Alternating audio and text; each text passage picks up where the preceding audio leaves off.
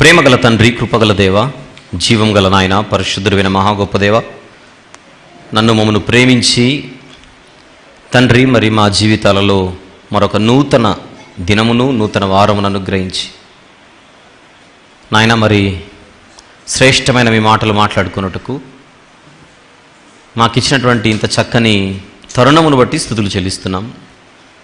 మొదటి వర్తమానంలో సంఘమును మీరు దీవించినందుకు స్తుతులు చెల్లిస్తున్నాం ప్రభు. ఇక ఈ రెండవ వర్తమానంలో కూడా మేము నేర్చుకోవాల్సిన సంగతులు మాకు నేర్పించి మమ్మల్ని బలపరచమని మీ పాదములు పట్టుకొని వేడుకొనొచ్చు. మీ ప్రియ కుమారుడు, మా ప్రభు ప్రియ రక్షకుడైన యేసుక్రీస్తు ప్రభు వారి ప్రశస్తమైన నామములు ప్రార్థన వినయముతో విధేయతతో మీ పాదాల చెంత పెట్టి సమర్పిస్తున్నాము తండ్రి. Amen, amen. ప్రియులారా, ఈరోజు మనము గత కొన్ని వారాలుగా మాట్లాడుకుంటున్న అంశాన్ని కొనసాగిస్తూ మరొక భాగాన్ని మనం మాట్లాడుకుందాం. ఈరోజు మన అంశం ఏంటో ఒకసారి మన స్క్రీన్ మీద చూద్దాం. దేవుని కుమారుడు అనగా ఏమిటి? పార్ట్ 5. దేవుని కుమారుడు అనగా ఏమిటి? పార్ట్ 5. అంటే ఇంతవరకు 4 భాగాలు మనం మాట్లాడుకున్నాం. 5వ భాగంలోనికి మనం ప్రవేశిస్తున్నాం. దీనికి ఇంకొక చిన్న సబ్ టైటిల్ కూడా ఇస్తున్నాం పైన. ఆది సంభూతుడు అనగా పరలోకంలో పుట్టినవాడా? ఆది సంభూతుడు అనగా పరలోకంలో పుట్టినవాడా? నోట్స్ రాసుకున్న అలవాటు ఉంటే ఎవరైనా ఈ టైటిల్స్ని అలాగనే రాసుకోవలసిందిగా మనవి చేస్తున్నాను. దేవుని కుమారుడు అనగా ఏమిటి? దీని గురించి మనము మాట్లాడుకునే సందర్భంలో మనం ఉండగా వాక్య పఠనం చదువుకున్నటువంటి వచనం కొలస్సీ పత్రిక 1వ అధ్యాయం. బైబిల్ తెరుద్దాం. కొలస్సీలకు వ్రాసిన పత్రిక 1వ అధ్యాయం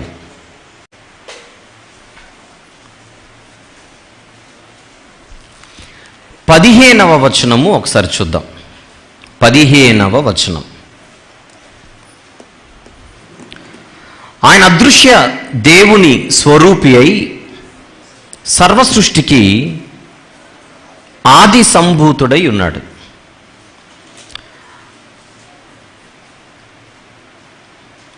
మళ్ళీ ఆయన అదృశ్య దేవుని స్వరూపి అయి సర్వసృష్టికి ఆది సంభూతుడై ఉన్నాడు. ఇంగ్లీష్లో కూడా ఏముందో ఒకసారి చూద్దాం. ఒక్కసారి ఇంగ్లీష్లో కూడా ఏముందో చూద్దాం. అందరి దగ్గర ఇంగ్లీష్ బైబిల్స్ ఉండవు గనుక వారి కోసం. He is the image of the invisible God, the first born of every creature. చాలు. అందులో ఫస్ట్ బోర్న్ అనేటువంటి పదాన్ని ఒకసారి అలా మనసులో ఉంచుకోండి. దానికి తెలుగులో ఆది సంభూతుడు అనేటువంటి పదం ఉంది. ఈ అంశాన్ని ఈరోజు మనం మాట్లాడుకోవడానికి గల కారణం ఏంటో ముందుగా పరిచయం. యేసుక్రీస్తు ప్రభువారు దేవుడు కాదు అనే ఒక బోధ సమాజంలో ఎప్పటి నుంచో నడుస్తోంది. కేవలం ఈ తరంలో మాత్రమే ఈ బోధ ఉంది అని అనుకుంటే అది మన పొరపాటు. ఆయన ఎందుకు దేవుడు కాదు అన్న ప్రశ్నకు సదరు బృందం వారు ఇచ్చే సమాధానం, ఆయన పరలోకంలో పుట్టినవాడు, నిత్యుడు కాదు. పరలోకంలో పుట్టినవాడు గనుక పుట్టినవాడు నిత్యుడు కాదు గనుక ఆయన దేవుడు కాదు. పుట్టుకున్నవాడు దేవుడు ఎట్లా అవుతాడు? అందుకే ఆయనకు దేవుని కుమారుడు అని పేరుంది బైబిల్లో. ఎక్కడైతే దేవుడు అని ఉన్నాయో అవన్నీ కూడా తర్జుమా తప్పులు లేకపోతే ఇతరత్ర తప్పులే. కానీ దేవుడు అనేటువంటి ఏ స్టేట్మెంట్ని కూడా బైబిల్లో నుంచి మనం తీసుకోకూడదు. దేవుని కుమారుడు అనేది మాత్రమే మనం తీసుకోవాలనే ఒక బోధ మనము వింటూ ఉన్నాం, చెబుతున్నారు. అసలు ఆయన పరలోకంలో పుట్టినవాడని మీరు ఎలా చెప్పగలరు అని తిరుగు ప్రశ్న వేసినప్పుడు వారు చూపించే వచనాలలో ఇదొకటి. ఏమిటది? కొలస్సీ పత్రిక 1వ అధ్యాయము 15వ వచనం.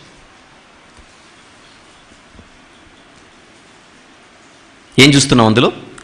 ఆయన అదృశ్య దేవుని స్వరూపి అయి సర్వ సృష్టికి ఆది సంభూతుడై ఉన్నాడు. He is the image of the invisible God, the first born of every creature.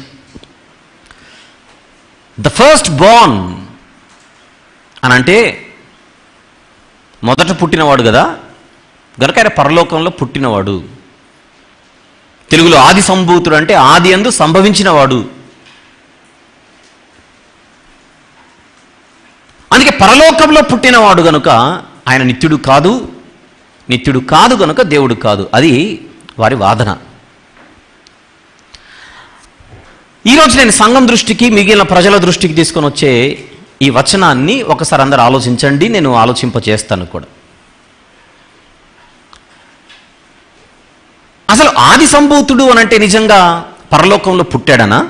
అదేనా ఇక్కడ పౌలు గారు చెప్పే ప్రయత్నం చేస్తోంది? పౌలు గారు పరలోకంలో యేసుక్రీస్తు ప్రభువారు పుట్టాడు అని చెబుతున్నాడు ఈ వచనంలో. లేకపోతే ఆయన ఇంటెన్షన్ ఏంటి, ఆయన ఉద్దేశం ఏంటి? ఇది మనకు తెలియాలి. ఇది తెలియాలంటే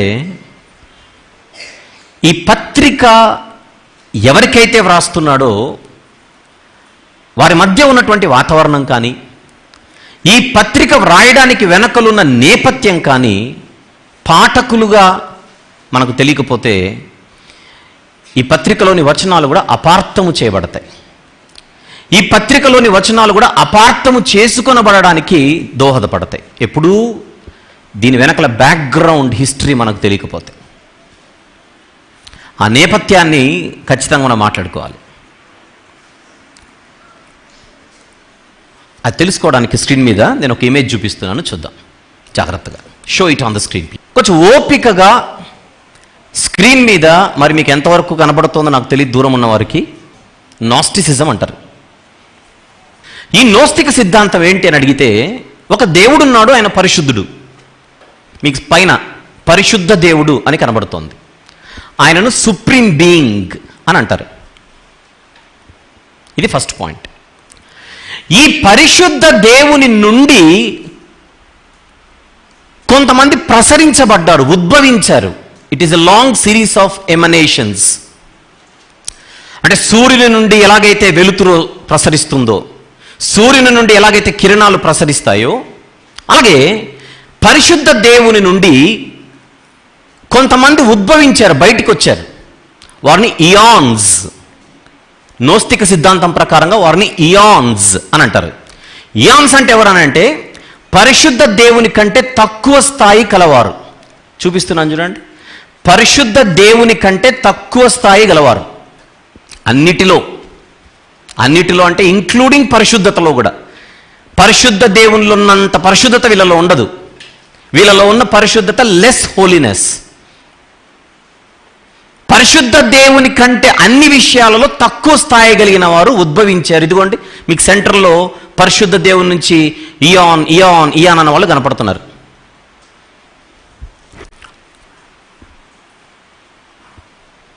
బైబిల్ పరిభాషలో మాట్లాడితే దేవదూతలు లాంటి వాళ్ళు అనుకోండి కాసేపు. దేవదూతల లాంటి వారు ఈ నోస్తికులు ఒకసారి నన్ను చూపించు, నేను ఎక్స్ప్లెయిన్ చేస్తాను. ఈ నోస్తికులు ఆ ఇయాన్స్ అనేటువంటి వారిని క్రిస్టియన్స్ దగ్గరకు వచ్చి మాట్లాడాల్సి వస్తే మీ బైబిల్లో ఉన్న దేవదూతలు వాళ్ళే అని చెప్తారు. అంటే దేవదూతల కేటగిరీ అనమాట వీళ్ళు. నోస్టిక సిద్ధాంతంలో వారిని ఇయాన్స్ అని అంటారు. సో ఇప్పుడు మీకు ఒక పాయింట్ ఇమేజ్ ద్వారా మీకు చూపించాను. ఒక సుప్రీం బీయింగ్ ఉన్నాడు నోస్తిక సిద్ధాంతం ప్రకారంగా. ఆయన పరిశుద్ధ దేవుడు, అసలు అపవిత్రత అన్నదే లేనివాడు. ఆయన నుండి కాలక్రమేణా కొంతమంది ఉద్భవించారు. ఆ ఉద్భవించిన వారిని క్రీచర్స్ అని పిలవచ్చు. సృష్టింపబడిన వాళ్ళు కూడా ఉద్భవించిన వారు, లేదా ప్రసరించిన వారు, లేదా సృష్టింపబడిన వారు అన్నది ఆ సిద్ధాంతం యొక్క ఉద్దేశం. మళ్ళీ వెళ్ళిపోదాం, ఇమేజ్ దగ్గరికి వెళ్ళిపోదాం. Show right. ఇప్పుడు విషయం ఏంటంటే, కుడివైపున మీకు ప్లెరోమా అనే పదం కనపడుతుంది చూడండి. ప్లెరోమా అంటే వీళ్ళందరినీ కలిపితే సామూహికంగా ప్లెరోమా అని అంటారు. ఒక్కొక్కరినైతే ఇయాన్ అని పిలిచినా అందరినీ కలుపుకొని మాట్లాడితే ప్లెరోమా అని పిలుస్తారు. అంతవరకు బాగానే ఉంది, జాగ్రత్తగా విందాం. అయితే నెమ్మదిగా మనకు సూర్యుని నుంచి ఎలాగైతే వెలుతురు వస్తూనే ఉంటుందో అలాగనే ఇయాన్స్ అనేటువంటి వాళ్ళు నెమ్మదిగా ఉద్భవింపబడుతుండగా వీళ్ళలో నుండి కాలక్రమేణా ఇంకొక ఆయన వచ్చాడు. ఆయనను మీకు ఎడం వైపున చూపిస్తున్నాను. డెమియర్జ్ అని అంటారు. తెలుగులో అర్థం కావడానికి చెడును సృష్టించిన దేవుడు. దేవుడే. ఏ దేవుడు అని అడిగితే చెడును సృష్టించిన దేవుడు. ఇక్కడ చూడండి కింద మీకు రౌండ్లో సృష్టికర్త అయిన దేవుడు. నోస్తిక సిద్ధాంతం ప్రకారంగా పైనున్న పరిశుద్ధ దేవుడు వేరు, ఇక్కడున్న సృష్టికర్త అయిన దేవుడు వేరు. అర్థం చేసుకోవాలి. నోస్తిక సిద్ధాంతం ప్రకారంగా పైనున్న పరిశుద్ధ దేవుడు వేరు, ఇక్కడున్నటువంటి సృష్టికర్త అయిన దేవుడు వేరు. రైట్. ఇప్పుడు మనం ఉన్నదంతా కింద చివరగా రౌండ్ ఒకటి కనపడుతుంది. విశ్వము, అందులోని సమస్తము, సృష్టి. ఇక్కడ మీకు కనబడేది ఏంటి? దూరాన ఉన్న వాళ్ళకి కనబడకపోవచ్చు. ఈ రౌండ్ ఏంటి అని అడిగితే విశ్వము, అందులోని సమస్తము, ఇది సృష్టి. దీని ద మెటీరియల్ యూనివర్స్ అని అంటారు. ఈ సృష్టిని కలుగజేసింది ఎవరు అని అడిగితే పైనున్న పరిశుద్ధ దేవుడు కాదు. నోస్తిక సిద్ధాంతం ప్రకారంగా ఎవరు? ఇక్కడున్నటువంటి సృష్టికర్త అయినటువంటి మరొక దేవుడు.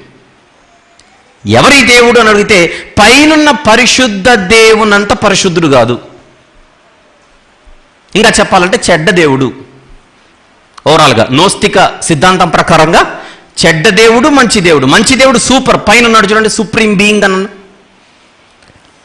స్క్రీన్ మీద మీకు అలాగే ఇమేజ్ ఒకసారి నేను పెడుతున్నాను, మీరు అర్థం చేసుకోవడానికి ప్రయత్నం చేయండి. రైటా? డన్. ఇది నోస్తిక సిద్ధాంతం గురించినటువంటి ఒక చిన్న అవుట్లైన్. వీళ్ళ ఉద్దేశం ప్రకారంగా అసలైన సుప్రీం దేవుడు ఎవరైతే ఉన్నారో ఆయన పరిపూర్ణ పరిశుద్ధుడు. ఆయన ఏది చేసినా కూడా మంచే ఉంటుంది, కానీ చెడు అనేదే ఉండదు.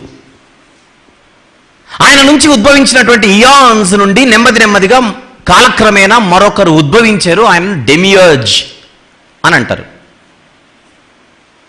అతనికి సృష్టించేటువంటి శక్తి ఉండడంతో ఈ మొత్తం విశ్వాన్ని, అందులోని సమస్తాన్ని సృష్టించాడు.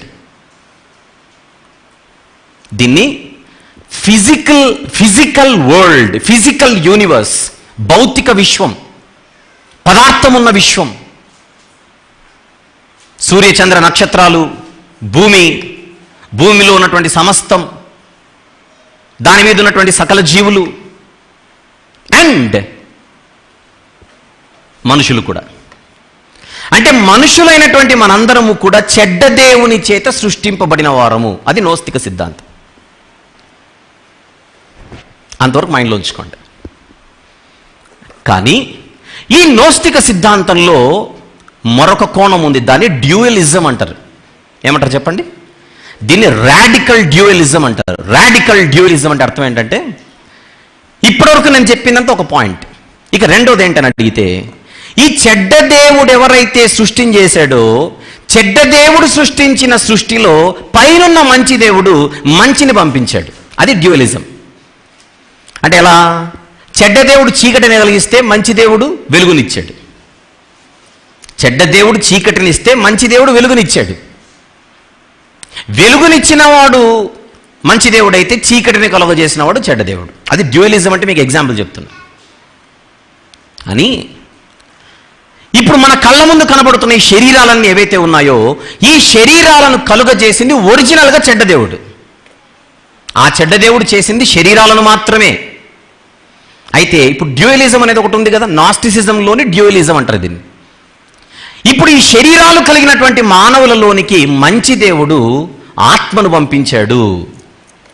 అంటే మనిషిలో ఆత్మ ఉంది, మనిషిలో శరీరం ఉంది. శరీరాన్ని చేసిన వాడు చెడ్డ దేవుడైతే, డెమియర్జ్ అయితే, ఆత్మను పంపినవాడు పరిశుద్ధ దేవుడు. ఆ ఆత్మ చాలా పవిత్రమైంది, ఆ ఆత్మ చాలా గొప్పది. ఎప్పటికైనా ఆత్మ మళ్ళీ పరిశుద్ధ దేవుని చేరుకోవాల్సిందే. కానీ ఆత్మలైనటువంటి వారికి ఇది తెలియక ఈ శరీరంలో ట్రాప్ చేయబడ్డారు. నోస్తిక సిద్ధాంత బోధ చెబుతున్నా నేను.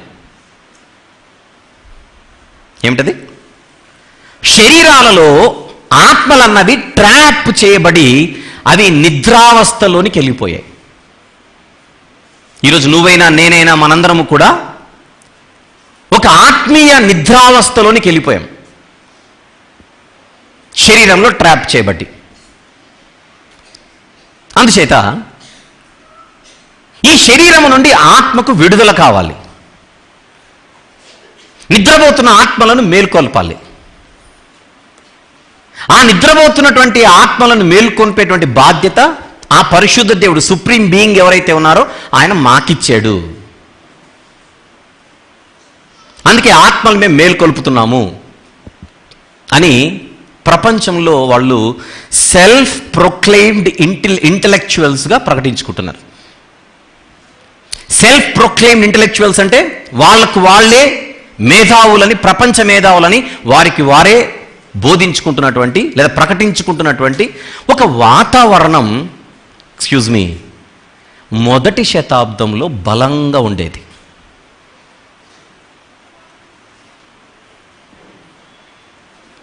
ప్రత్యేకించి రోమా సామ్రాజ్యానికి దగ్గరలో ఉన్నటువంటి, దాని యాక్చువల్గా అయితే మధ్యధరా సముద్రానికి పశ్చిమ ప్రాంతం అంటాం.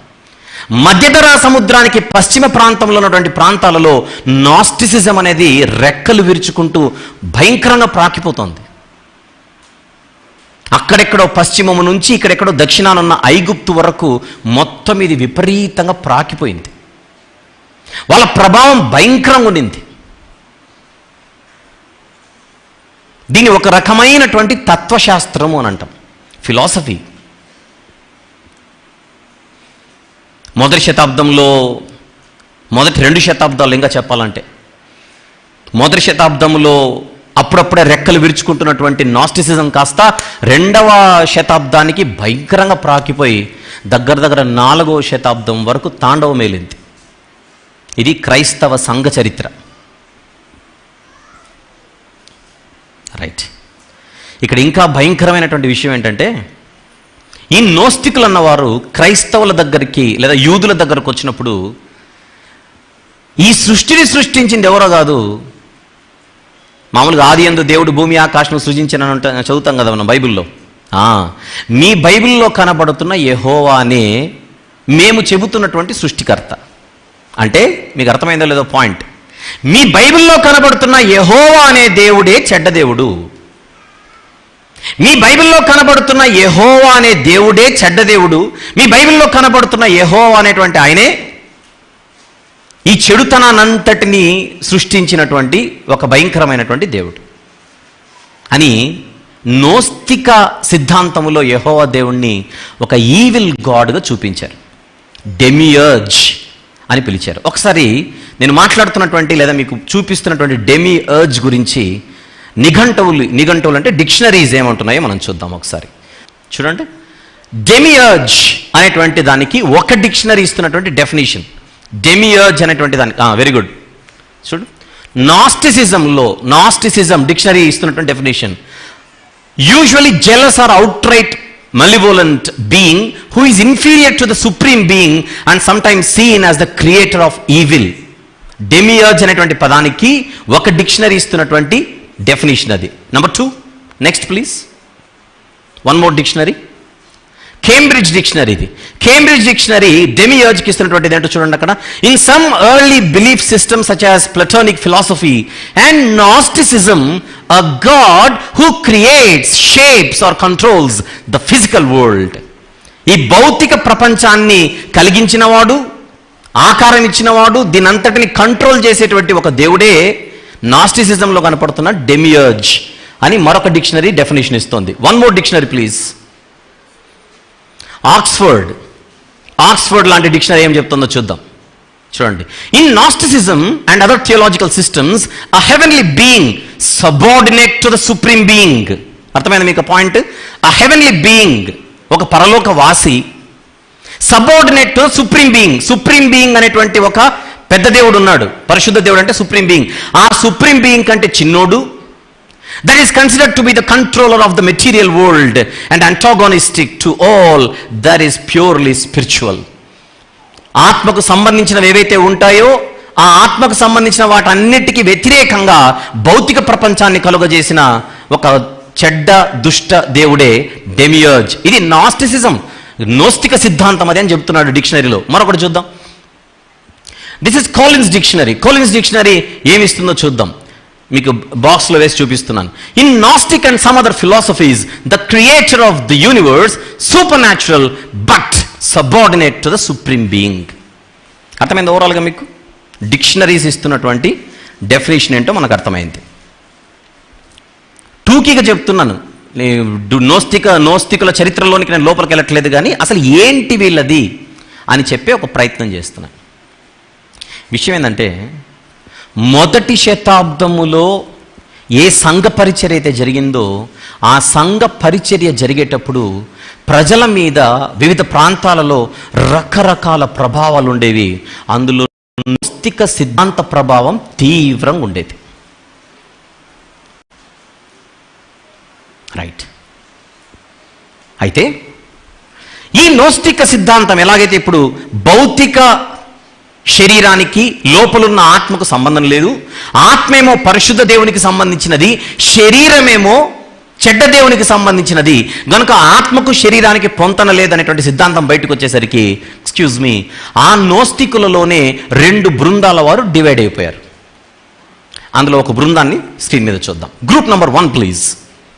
చూడండి, వీళ్ళని ఏమంటారు? నోస్తిక సన్యాసులు, నాస్టిక్ అసెటిక్స్.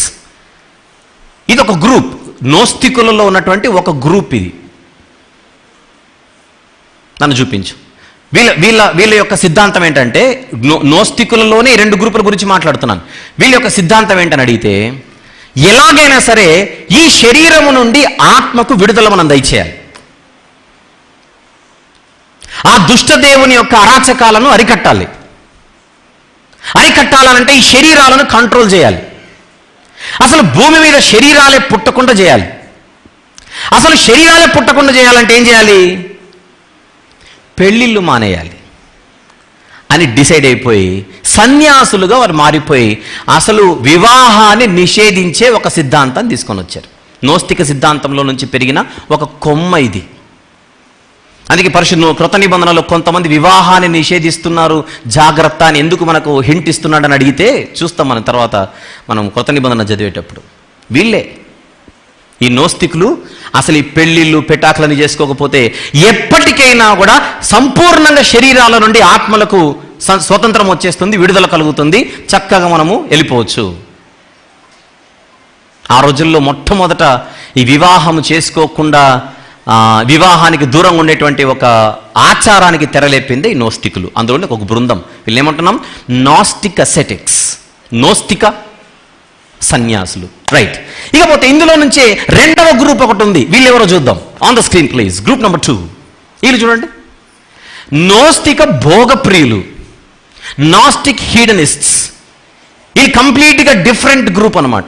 నాస్టిక్ హీడనిస్ట్స్, నోస్తిక భోగప్రియులు, సుఖవాదులు, ఆనందవాదులు. రైటా? నన్ను చూపించు. వీళ్ళేంటి? అసలు ఆత్మకు శరీరానికి సంబంధం లేదనేది నిజం కదా. అలాంటప్పుడు బతికే కొన్ని రోజులు ఈ శరీరంతో ఫుల్ ఎంజాయ్ చేసి చచ్చిపోతే ఎంత బాగుంటుంది, అక్కడికి వెళ్ళిపోయారు. ఈ 2 కూడా ఎక్స్ట్రీమ్ ఫిలాసఫీస్ వచ్చేసాయి బయటికి, ఎక్స్ట్రీమ్ బిలీఫ్స్ వచ్చేసాయి బయటికి ఇందులో నుంచి. అంటే ఎలాగో పోతాం కనుక అసలు శరీరంతో ఏం చేసినా కూడా అసలు ఆత్మకు అంటుకోదు కనుక బాగా తిందాం, బాగా తాగుదాం, బాగా ఎగురుదాం, బాగా ఎంజాయ్ చేద్దామని విపరీతమైనటువంటి శరీర అపవిత్రతకు వీరు తెరలేపారు. అర్థమైంది పాయింట్? మీకు ఇప్పుడు 2 గ్రూపులను చూపించాను. 3వ గ్రూప్ వీళ్ళని డాసిటిక్స్ అంటారు. ఏమంటారు వీళ్ళని? డాసిటిక్స్, అసెటిక్స్, హీడనిస్ట్స్, డాసిటిక్స్. వీళ్ళందరూ కూడా ఇందులో నుంచి వచ్చినటువంటి కొమ్మలే. నోస్తిక సిద్ధాంతమే రూట్ వీళ్ళందరికీ. అసెటిక్స్, హీడనిస్ట్స్, డాసిటిక్స్. డాసిటిక్స్ అని వీళ్ళు ఎవరని అడిగితే, ఈ నోస్తిక సిద్ధాంతానికి ఆకర్షితులై నోస్తిక సిద్ధాంతాన్ని తలకెక్కించుకున్న క్రైస్తవులు. Don't get confused please. నోస్తిక సిద్ధాంతాన్ని తలకెక్కించుకున్నటువంటి క్రైస్తవులు వీరిని నాస్టిక్ క్రిస్టియన్స్ అంటారు. ఏమంటారు చెప్పండి? నోస్తిక క్రైస్తవులు, నోస్తిక సన్యాసులు, నోస్తిక భోగప్రియులు, నోస్తిక క్రైస్తవులు. నేను మూడో గ్రూప్ గురించి మాట్లాడుతున్నా. నోస్తిక క్రైస్తవులు, నాస్టిక్ క్రిస్టియన్స్ అంటారు. నాస్టిక్ క్రిస్టియన్స్నే డాసిటిక్స్ అని అంటారు. డాసిటిక్స్ అంటే అర్థం ఏంటంటే, ఇప్పుడు వీళ్ళు దీనంతటిని తీసుకొని వచ్చి యేసుక్రీస్తు ప్రభుకి అప్లై చేశారు. ఎలా అప్లై చేశారో స్క్రీన్ మీద మళ్ళీ చూద్దాం. కనబడుతుంది ఇప్పుడు మీకు స్క్రీన్ మీద. ఇప్పుడు వీళ్ళ ప్రకారంగా, ఈ నోస్తికుల ప్రకారంగా కింద కనపడుతున్నటువంటి సృష్టిని చేసినటువంటి ఆయన యెహోవా దేవుడైతే, చూడండి ఇక్కడ వీళ్ళది, పైన కనపడుతున్న సుప్రీం బీయింగే యేసు ప్రభు. పైన కనపడుతున్న సుప్రీం బీయింగే యేసు. ఇది డాసిటిక్స్, ఇది డాసిటిజంకు సంబంధించింది. డాసిటిక్స్ గురించి చెప్తున్నాను.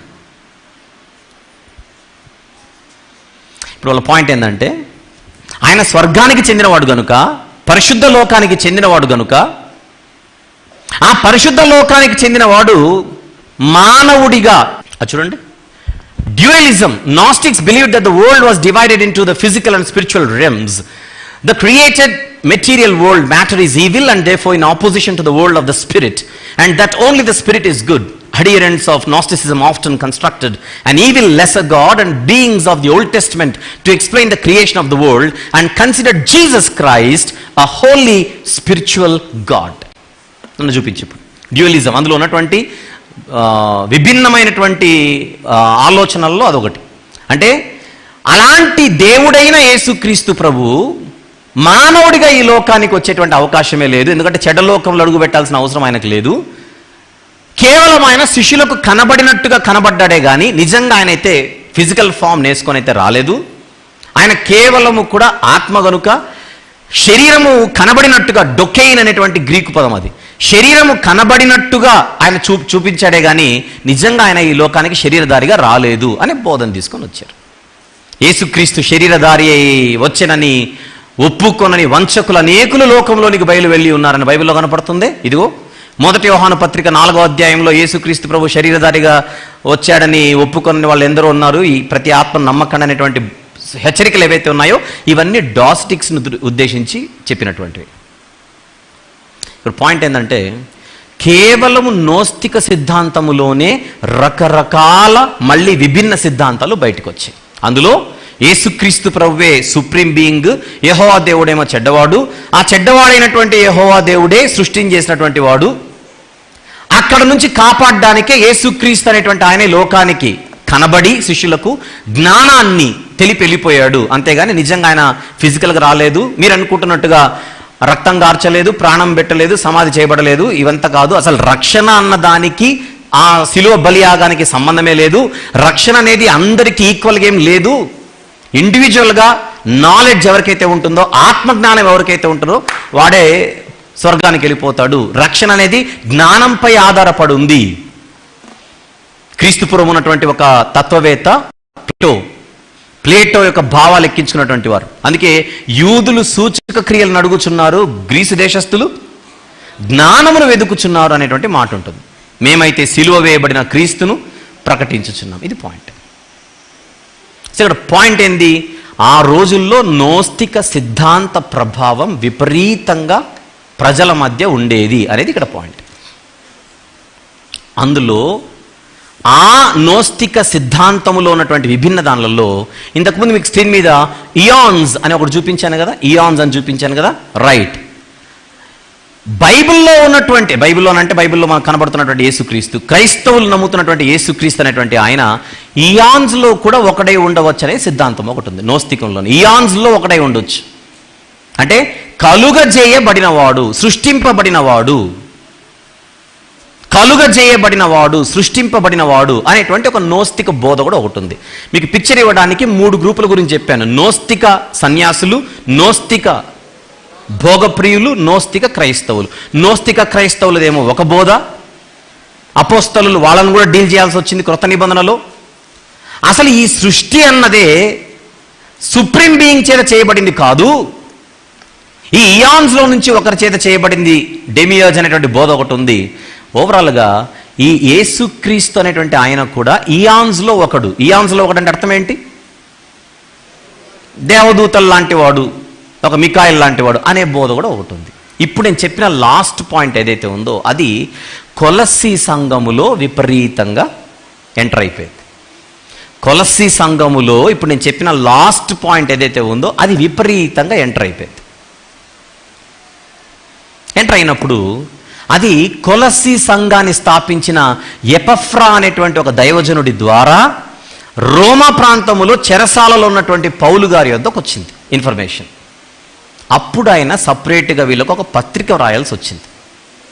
ఆ పత్రిక వ్రాస్తూ యేసుక్రీస్తు ప్రభు యొక్క గొప్పతనాన్ని గురించి ఆయన వ్రాయడానికి ఈ పత్రికలో ఒక్కొక్క విషయాన్ని లేవనెత్తుతూ 15వ వచనంకి వచ్చేసరికి ఏమంటున్నాడు అక్కడికి వద్దాం ఇప్పుడు. ఆయన అదృశ్య దేవుని స్వరూపి, the image of the invisible God అని అన్నాడు.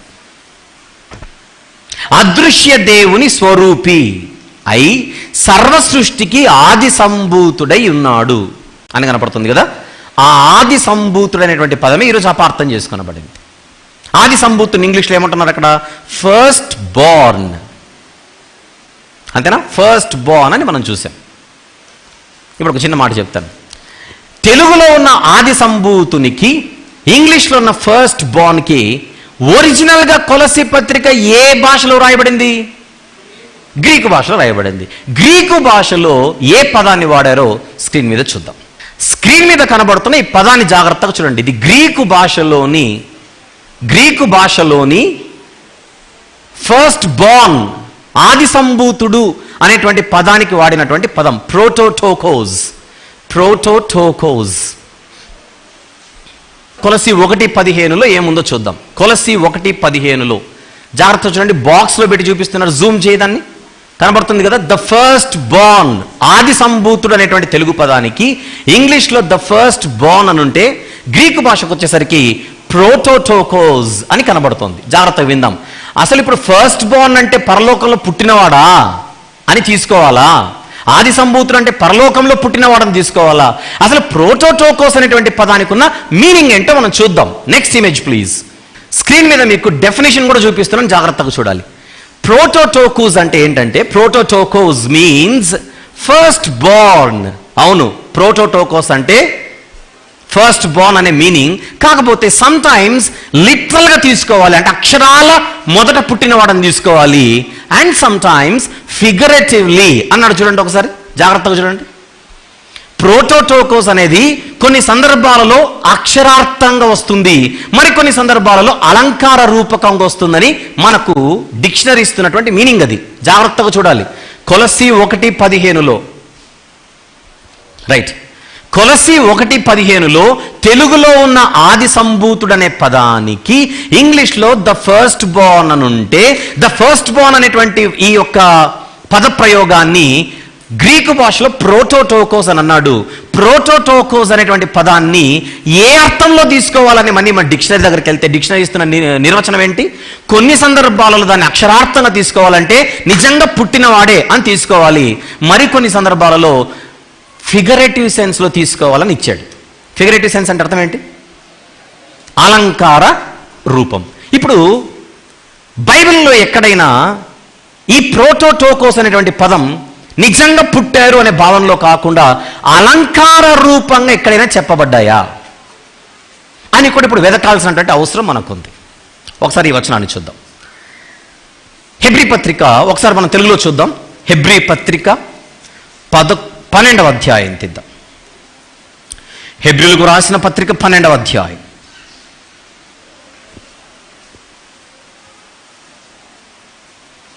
తీసారా? 23వ వచనం జాగ్రత్తగా చూద్దాం. 23వ వచనం. పరలోకమందు వ్రాయబడి ఉన్న జ్యేష్ఠుల సంఘం అని ఒక పదం ఉంది చూడండి అక్కడ. పరలోకమందు వ్రాయబడి ఉన్న జ్యేష్ఠుల సంఘం. ఆది సంభూతుడు అంటే ద ఫస్ట్ బోర్న్, అంటే మొదట పుట్టినవాడు అని అంటున్నారుగా. మొదట పుట్టినవాడు అని అంటున్నారుగా. మొదట పుట్టినవాడు అంటే జ్యేష్ఠుడేనా? మొదట పుట్టినవాడు అంటే జ్యేష్ఠ సంతానమేనా? రైట్. సో ఫస్ట్ బోర్న్ అంటే కొలస్సీ పత్రికలో జ్యేష్ఠ సంతానం అనే మీనింగ్ ఉంది కనుక యేసుక్రీస్తు ప్రభువారు మొదట పుట్టాడు. పుట్టినవాడు కనుక నిత్యుడు కాదు, నిత్యుడు కాదు కనుక ఆయన దేవుడు కాదు అనే ఏదైతే వర్షన్ ఉందో దాన్ని ఇప్పుడు మనం డీల్ చేస్తున్నాం. బైబిల్లో జ్యేష్ఠులు అని ఎక్కడ కనబడినా వెంటనే దానిని నిజంగా పుట్టారనే అర్థమే తీసుకోవాలా, లేకపోతే ఇంకేమైనా ఉందా అని అడిగితే ఇక్కడ హెబ్రీ పత్రిక 12:23లో జ్యేష్ఠుల సంఘం అని ఉంది. అంటే సంఘములో ఉన్న వాళ్ళందరినీ ఏమని పిలుస్తున్నాడు దేవుడు ఇక్కడ చెప్పాలి? జ్యేష్ఠులు అని పిలుస్తున్నారు. ఇప్పుడు మా ఇంట్లో నేను 3వ వానిగా పుట్టాను అనుకోండి ఫర్ ఎగ్జాంపుల్. ఇప్పుడు మీ ఇంట్లో మీరందరూ ప్రథమ సంతానం కాకపోవచ్చు. నేనైతే మా ఇంట్లో అయితే నేను అందరికంటే పెద్దోండిలేండి మా అన్నదమ్ముల్లో. కానీ మీ ఇళ్ళ గురించి అడుగుతున్నాను. మీరు 2వ వారం 3వ వారం అయ్యుండొచ్చు. మీ అన్నయ్య దేవుని నమ్ముకోకుండా లోకంలో ఉండి మీరు దేవుని నమ్ముకొని సంఘంలోనికి వచ్చేస్తే రేపు పొద్దున మరణించిన తర్వాత, ఎగ్జాంపుల్గా చెప్తున్నాను, జ్యేష్ఠుల సంఘములో సభ్యులుగా మీరెంచబడతారే కానీ రక్షణ లేకుండా చనిపోయిన మీకంటే పెద్దవారు మీ ఇంట్లో తోబుట్టులు ఎవరైతే ఉన్నారో వాళ్ళు జ్యేష్ఠుల సంఘానికి చెందిన వారుగా ఎంచబడరు. అంటే జ్యేష్ఠుల సంఘం అనేటువంటి పదంలో ఒక ప్రివిలేజ్ కనపడుతుంది చూడండి. ఒకసారి చూద్దాం స్క్రీన్ మీద. జ్యేష్ఠుల సంఘం అన్నదానికి చూడండి అక్కడ హెబ్రీ పత్రిక 12:23 చూపిస్తున్నాను. ఇప్పుడు జ్యేష్ఠుల సంఘంలో ఉన్న వాళ్ళందరూ కూడా ఫస్ట్ పుట్టిన వాళ్ళ ఇళ్లలో నేను అడుగుతున్నా, సంఘంలో ఉన్న వాళ్ళందరూ కూడా రక్షణ పొందిన వాళ్ళు, సంఘంలో ఉన్న వాళ్ళందరూ రక్షణ పొందిన వాళ్ళు నన్ను చూపించు. రక్షణ పొంది రక్షణ జీవితాన్ని గడిపి చనిపోయినటువంటి పరిశుద్ధులు ఎవరైతే ఉంటారో వాళ్ళందరూ కూడా వాళ్ళ కుటుంబాలలో మొట్టమొదటి పుట్టిన వాళ్ళేనా అని అడుగుతున్నా నేను. మరి దీని అర్థం ఏంటి? దీన్ని లిటరల్గా తీసుకోవాలా, ఫిగరేటివ్గా తీసుకోవాలా చెప్పండి? అక్షరార్థంగా వాళ్ళు ఫస్ట్ పుట్టిన వాళ్ళని తీసుకోవాలా, లేకపోతే అదొక ర్యాంక్, అదొక దేవుడు ఇస్తున్నటువంటి వారికి ఇస్తున్నటువంటి స్థానం అని అనుకోవాలా? ర్యాంక్ను సూచిస్తోందా లేకపోతే పుట్టుకను సూచిస్తోందా అని అడుగుతున్నాను నేను. ఇది ర్యాంకా బర్తా, పుట్టుకనా ర్యాంకా అని అడుగుతున్నాను నేను. అది దేవుడు ఇస్తున్నటువంటి టాప్ ర్యాంక్. అది సంఘంలో ఉన్న వారికి ఉన్నటువంటి గొప్ప ప్రివిలేజ్ గురించి మాట్లాడుతున్నాడు, ర్యాంక్ గురించి మాట్లాడుతున్నాడు. రైట్. పోతే మనకు బైబిల్లో పాత నిబంధన అనేది ఒరిజినల్గా హీబ్రూలో రాయబడినటువంటి పరిశుద్ధ గ్రంథాన్ని తర్వాత కాలంలో గ్రీకులోనికి తర్జుమా చేశారు. దాన్ని ద సెప్టుఅజింట్ అని పిలుస్తారు. పాత నిబంధన గ్రీకు భాషలోని పాత నిబంధన, ఎందుకంటే మన క్రొత్త నిబంధన అంతా గ్రీకు భాషలో రాయబడింది కనుక, గ్రీకు భాషలో రాయబడినటువంటి దీనిని మనం ఆలోచిస్తున్నాం కనుక పాత నిబంధనలో కూడా మనకు గ్రీకు భాషలో రాయబడినటువంటి ఓల్డ్ టెస్టిమెంట్ని ద సెప్టుఅజింట్ అని అంటారు. ఆ సెప్టుఅజింట్లో కానీ లేదా ఓల్డ్ టెస్టిమెంట్ హీబ్రూలో కానీ లేదా ఇంగ్లీష్లో కానీ మనకు అక్కడక్కడ జ్యేష్ఠులు అనేటువంటి పదం కనబడుతూ ఉంటుంది. జ్యేష్ఠ సంతానం, జ్యేష్ఠులు అని కనపడుతుంటుంది. ఇప్పుడు ఫర్ ఎగ్జాంపుల్ ఆదాము గారికి మొదటి కుమారుడు ఎవరు? అక్షరార్థంగా కయీను జ్యేష్ఠుడు అవుతాడు.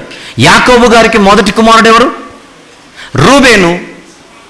ఎంత బాగానే ఉంది. వీళ్ళందరూ కూడా అక్షరార్థంగా మొదటి కుమారులు. అయితే కొన్ని సందర్భాలలో అక్షరార్థంగా వాళ్ళు జ్యేష్ఠులైన తర్వాత కాలంలో వారు తమ జ్యేష్ఠత్వాన్ని కోల్పోయినట్టుగా పరిశుద్ధ గ్రంథంలో చూస్తాం. జ్యేష్ఠత్వాన్ని కోల్పోవడం అనేటువంటి పదం అనగానే ఎవరు గుర్తొస్తున్నారు మీకు? జ్యేష్ఠత్వాన్ని అమ్ముకోవడం, జ్యేష్ఠత్వాన్ని కోల్పోవడం ఎవరు గుర్తొస్తున్నారు మీకు? అసలు జ్యేష్ఠత్వాన్ని అమ్ముకోవడం ఏంటి? ఏశావు అమ్ముకోవడం అంటే ఏం అమ్ముకున్నాడు? పుట్టుకేమైనా మారిందా? ర్యాంక్ మారిందా? అన్నదమ్ముల మధ్య ర్యాంక్ ఎప్పుడైతే మారిందో ప్రివిలేజెస్ అన్ని మారిపోతాయి. చూద్దాం, కొన్ని ఎగ్జాంపుల్స్ చూద్దాం. ద్వితీయోపదేశకాండము 21వ అధ్యాయం. ఈ వచనాలు జాగ్రత్తగా మీరు నోట్ చేసుకోవాలి, జాగ్రత్తగా ఆలోచించాలి కూడా. ద్వితీయోపదేశకాండము 21వ అధ్యాయం 15 నుంచి 17 వచనములు. 15 to 17 ప్లీజ్. 15 to 17. ప్రేమింపబడునదొకతియు ద్వేషింపబడునదొకతయు, ఇద్దరు భార్యలు ఒక పురుషునికి కలిగి ఉండి ప్రేమింపబడినదియు ద్వేషింపబడినదియు వాని వలన బిడ్డలు కని, జ్యేష్ఠ కుమారుడు ద్వేషింపబడిన దాని కొడుకైన ఎడల తండ్రి తనకు కలిగిన దానిని తన కుమారులకు స్వాస్థ్యంగా ఇచ్చున్నాడు. జాగ్రత్తగా వినండి, ఆస్తి పంపకాల గురించి మాట్లాడుతున్నారు ఇక్కడ. ఆస్తి పంపకాలు జరిగేటప్పుడు ద్వేషింపబడిన దాని కుమారుడైన జ్యేష్ఠునికి మారుగా ప్రేమింపబడిన దాని కుమారుని జ్యేష్ఠునిగా చేయకూడదు. నేను ప్రేమించే భార్యకు పుట్టినోడికి నేను ఎక్కువ ఆస్తి ఇస్తానంటే కుదరదు. ఎందుకంటే ఇంకొక భార్య నీకు ఉంది, ఆ భార్య అంటే నీకు ఇష్టం లేదు, కానీ ఆమెకు పుట్టిన వాడే యాక్చువల్గా అయితే జ్యేష్ఠుడు కనుక ఆ అబ్బాయిని నువ్వు జ్యేష్ఠునికి ఎంచాలి. 17వ వచనం, ద్వేషింపబడిన దాని కుమారునికి తండ్రి తన ఆస్తి అంతటిలో రెట్టింపు భాగమిచ్చి వానినే జ్యేష్ఠునిగా ఎంచవలెను, వీడు వాని బల ప్రారంభము గనుక జ్యేష్ఠత్వాధికారము వీనిదే అన్నాడు. చూడండి ఇక్కడ, అంటే జ్యేష్ఠులకు ఇశ్రాయేలీయుల మధ్య ఉండేటువంటి ప్రివిలేజెస్ అవి. తండ్రి ఆస్తిలో రెట్టింపు, డబుల్ పోర్షన్ వారికి వచ్చేస్తుంది. ఇప్పుడు ఏశావు జ్యేష్ఠత్వపు హక్కును అమ్మేసుకున్నాడంటే దాని అర్థం ఏంటో చెప్పండి. అన్నిట్లో కూడా డబుల్ పోర్షన్, రెట్టింపు ఆశీర్వాదం అంతా తన తమ్మునికి అమ్మేసుకున్నాడు. అంటే ఏశావుకు ఏ విలువ అర్థం కాలేదు? జ్యేష్ఠత్వపు హక్కు యొక్క విలువ అర్థం కాలేదు.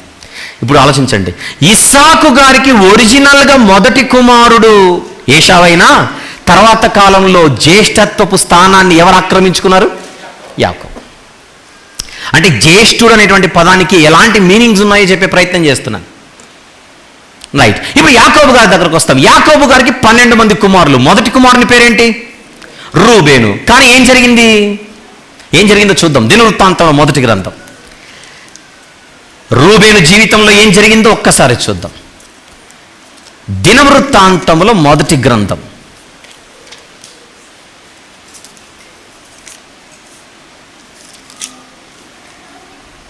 5వ అధ్యాయం మొదటి వచనం ఒకసారి చూద్దాం. మొదటి వచనం, ఇశ్రాయేలునకు తొలిచూలు కుమారుడైన రూబేను కుమారుల వివరము. అందరు తీశారా? దినవృత్తాంతంలో మొదటి గ్రంథం 5వ అధ్యాయం మొదటి వచనం. ఇతడు జ్యేష్ఠుడై ఉండెను గాని తన తండ్రి పరుపును తాను అంటుపరచినందున అతని జన్మ స్వాతంత్రము ఇశ్రాయేలు కుమారుడైన యోసేపు కుమారులకు ఇవ్వబడెను. అంటే రూబేన్ అనేటువంటి జ్యేష్ఠుని యొక్క ఆశీర్వాదాలు కానీ, హక్కులు కానీ, ర్యాంక్ కానీ, ప్రివిలేజెస్ కానీ ఎవరికి వెళ్ళిపోయాయి? యోసేపు కుమారులకు వెళ్ళిపోయాయి. అంటే ఏశావు పోగొట్టుకున్నట్టుగా రూబేను గారు కూడా ఏం పోగొట్టుకున్నట్టు జీవితంలో? జ్యేష్ఠత్వపు హక్కును పోగొట్టుకొని ఇంకొకరికి అది పాస్ అయిపోయింది. ఆలోచిస్తున్నారని అనుకుంటున్నాను. ఇస్సాకు కుమారుల గురించి మాట్లాడుకున్నాం, యాకోబు కుమారుల గురించి మాట్లాడుతున్నాం. యాకోబు కుమారులకు వచ్చేసరికి ఇక్కడ ఎవరి కుమారులకు ఆ పోర్షన్ వచ్చేస్తుందని అడిగితే యోసేపు కుమారులకు వచ్చేస్తుంది. ఇప్పుడు యోసేపు గారికి ఎంతమంది కుమారులు? 2. పేర్లు చెప్పండి. మనషే, ఎఫ్రాయిం. వీళ్ళిద్దరు పెద్దోడు ఎవరు, చిన్నోడు ఎవరు? పెద్ద కుమారుని పేరు చెప్పండి. చూద్దాం. ఆదికాండము, క్విక్. ఆదికాండము 41వ అధ్యాయం. ఆదికాండము 41వ అధ్యాయం 51వ వచనము 52వ వచనం 2 చూద్దామా? 51, 52. అప్పుడు యోసేపు, దేవుడు నా సమస్త బాధను నా తండ్రి ఇంటి వారిని అందరినీ నేను మర్చిపోనట్లు చేసినని చెప్పి తన జ్యేష్ఠ కుమారునికి మనషే అని పేరు పెట్టెను. తర్వాత అతడు, నాకు బాధ కలిగిన దేశమందు దేవుడు నన్ను అభివృద్ధి పొందించినని చెప్పి రెండవ వానికి ఎఫ్రాయిము అని పేరు పెట్టాడు. అంటే ఇప్పుడు పెద్ద కుమారుని పేరు మనషే చెప్పండి, రెండవ కుమారుని పేరు ఎఫ్రాయిము అని అర్థమైంది. రైట్.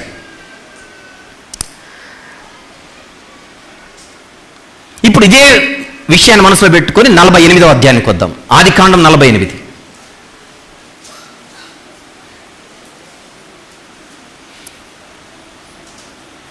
నేరుగా వెళ్ళిపోదామా? 17వ వచనం చూద్దాం. 17 చూద్దాం నేరుగా. యోసేపు ఎఫ్రాయిము తల మీద తన తండ్రి కుడి చేయి పెట్టుట చూచినప్పుడు అది అతనికి ఇష్టము కాకపోయిన కనుక అతడు మనషే తల మీద పెట్టించవలెనని తన తండ్రి చెయ్యి ఎఫ్రాయిము తల మీద నుండి ఎత్తి, నా తండ్రి అట్లు కాదు, ఇతడే పెద్దవాడు, నీ కుడి చెయ్యి ఇతడి తల మీద పెట్టుమని అడుగుతున్నాడు. మనషేని దీవించు తండ్రి ఎక్కువగా అని అడుగుతున్నాడు.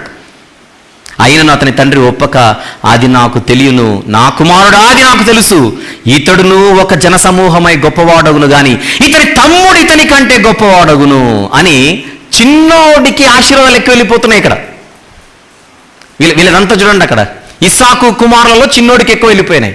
ఇంకా యాకోబు కుమారులలో యోసేపు గారు అందరికంటే చిన్నవాడు కాకపోయినా చిన్నోడే ఓవరాల్గా, ఆయనకు జ్యేష్ఠత్వపు హక్కు వచ్చేస్తుంది. ఇప్పుడు యోసేపు కుమారులలో చిన్నోడిని ఎక్కువ దేవుడు ఆశీర్వదిస్తున్నట్టు మనకు అర్థమైపోతుంది. అంటే మనషే కంటే జ్యేష్ఠత్వపు స్థానాన్ని ఎవరు ఆక్రమించుకుంటున్నారు ఇక్కడ? యాకోబు గారు ప్రవక్త గనుక ఇది దేవుడు చూపిన భవిష్యత్తును దృష్టిలో పెట్టుకొని చిన్నోడిని ఆశీర్వదించేస్తున్నాడు. ఇప్పుడు ఈ ఎఫ్రాయిము గురించి దేవుడు ఏమని మాట్లాడుతున్నాడో చూద్దాం. ఇర్మియా గ్రంథం 31వ అధ్యాయం. ఇర్మియా గ్రంథము 31వ అధ్యాయం.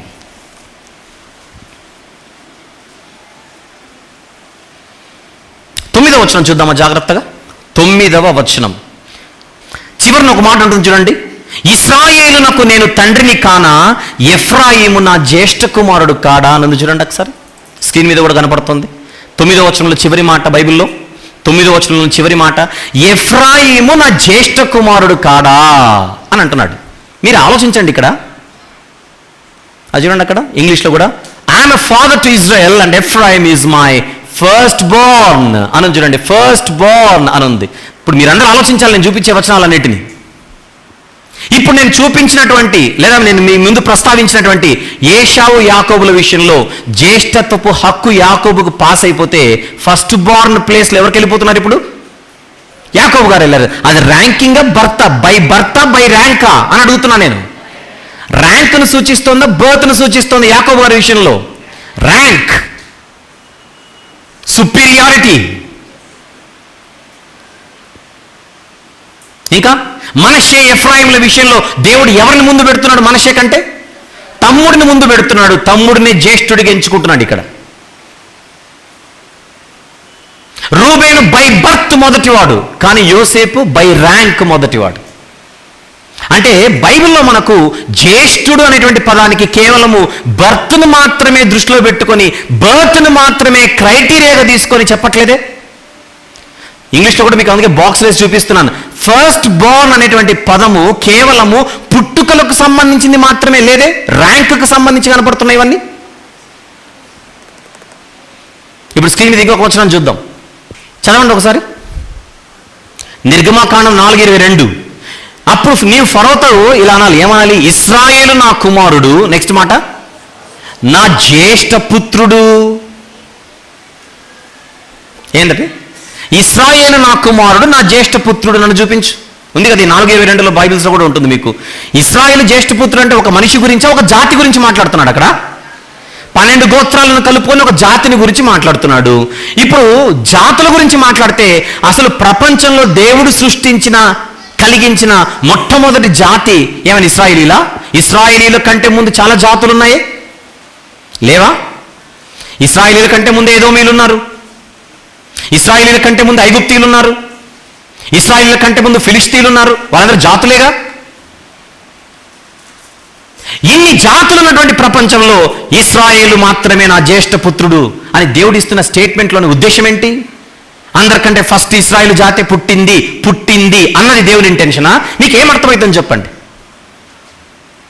ర్యాంకింగ్, అవునా కదా చెప్పండి. ర్యాంకింగ్. వాక్యమును యాకోబుకి ఇచ్చెను, ఏ జనమునకు ఇలాగూ చేసి ఉండలేదని పాట పడతాం కదా మనం.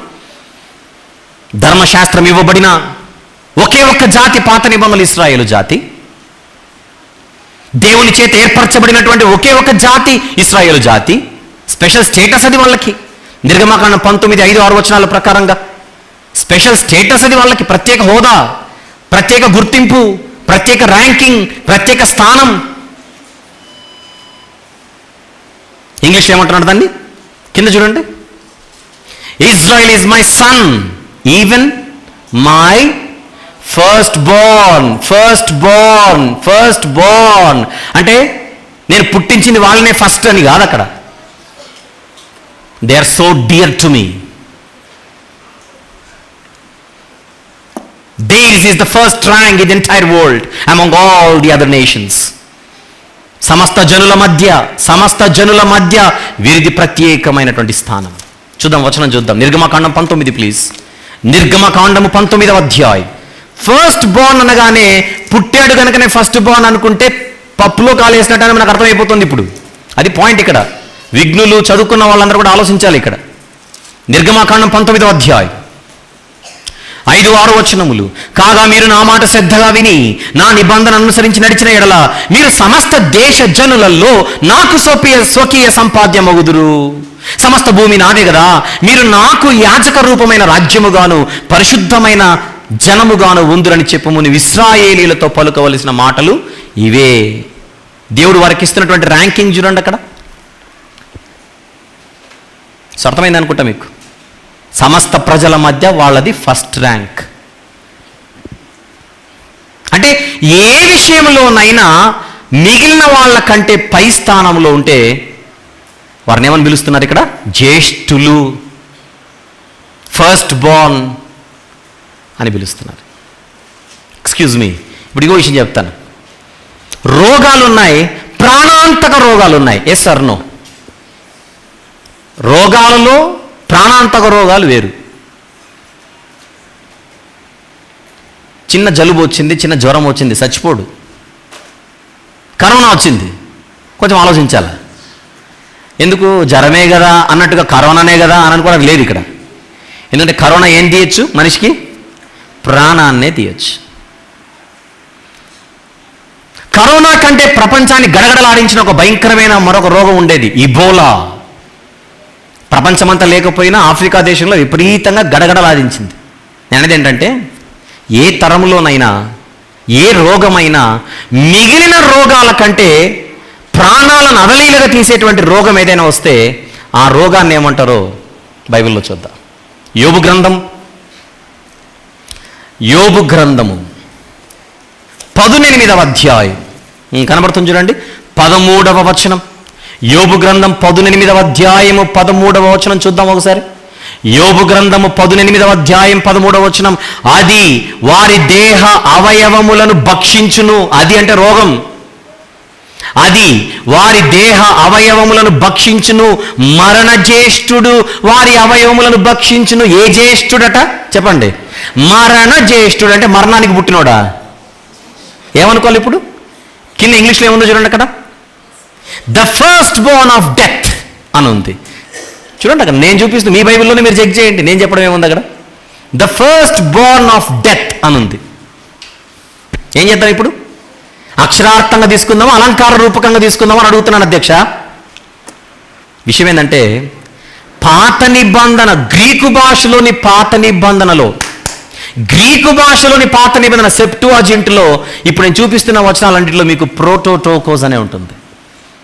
ప్రోటోటోకోస్ ఎక్కడ చూసాం? ప్రోటోటోకోస్ అనే పదం మనము ఒరిజినల్గా కొలసి పత్రిక 1:15లో చూసిన ప్రోటోటోకోస్ అనే పదం ఇప్పుడు నేను చూపించిన వచనాలన్నింటిలోనే కనపడుతుంటుంది. కాకపోతే ఇప్పుడు మీరు వెంటనే హీబ్రూ బైబిల్ ఓపెన్ చేసి ప్రోటోటోకోస్ లేదని అనకండి. నేను హీబ్రూ బైబిల్ గురించి మాట్లాడట్లా, గ్రీకు భాషలోని బైబిల్ గురించి మాట్లాడుతున్నా. మీరు నన్ను సరిగ్గా క్యాచ్ చేయకపోతే అది మీ తప్పు అవుతుంది. అర్థమవుతుందా పాయింట్? అంటే జ్యేష్ఠుడు అని కనబడగానే ప్రతిసారి మొదట పుట్టినవాడు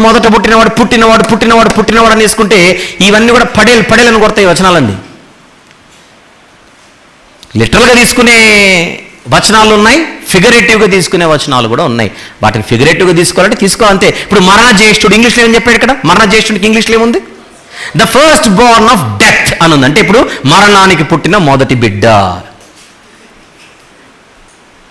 వీళ్ళ నాన్న పేరు డెత్ అయితే వీడి పేరు డెత్తు, ముద్దుగా ఏదో. అర్థమవుతుందో లేదో? కాన్సెప్ట్ మీరు క్యాచ్ చేస్తున్నారో లేదో? చేయాలి. That's your primary duty. ఇంకొకటి చూద్దాం, దినవృత్తాంతంలో మొదటి గ్రంథం. దినవృత్తాంతంలో మొదటి గ్రంథం 26వ అధ్యాయం. దినవృత్తాంతంలో మొదటి గ్రంథం 26వ అధ్యాయం 10వ వచనం ఒకసారి చూద్దాం. స్క్రీన్ మీద కూడా కనపడుతుంది చూడండి, స్క్రీన్ మీద కూడా కనపడుతుంది. మెరారీయులలో హోసాను వానికి కలిగిన కుమారులు ఎవరనగా జ్యేష్ఠుడగు షిమ్రీ అని చెప్పి వెంటనే వీడు జ్యేష్ఠుడు కాకపోయినను వాని తండ్రి వాని జ్యేష్ఠ భాగస్థునిగా చేసెను. ఇదేంటిది? ఒరిజినల్గా అయితే జ్యేష్ఠుడు కాదట. ఒరిజినల్గా అయితే జ్యేష్ఠుడు కాదు, వాళ్ళ నాన్న చేశాడట జ్యేష్ఠునిగా. ఇది ఎట్లా కుదురుతుంది జ్యేష్ఠునిగా చేయడం అంటే? ఇంగ్లీష్లో ఏముందో చూడండి కింద ఈ బ్రాకెట్లో ఉంది, for though he was not the first Born yet his father made him the chief. మీకు అర్థమవుతుందో లేదో? జ్యేష్ఠునిగా చేయడం అంటే ర్యాంకింగ్, ఫస్ట్ ర్యాంకింగ్ ఇవ్వడం అనమాట. ఫస్ట్ ర్యాంక్ పొజిషన్లో కనపడుతున్నాడు షిమ్రీ అనేటువంటి వ్యక్తి ఇక్కడ. ఏమైనా క్లియర్ అవుతుందా విషయం? ఫస్ట్ బోర్న్ అని కనపడగానే మొదట పుట్టినవాడు అని వేసేసుకుంటారా? చాలా ఉన్నాయి ఇక్కడ మీతో మాట్లాడడానికి. ఈ వచనాలన్నీ ముందుకు వస్తాయి. ఫస్ట్ బోర్న్ అన్న ప్రతి చోట నేను పుట్టాడని మాత్రమే వేసుకుంటానంటే కుదరదు.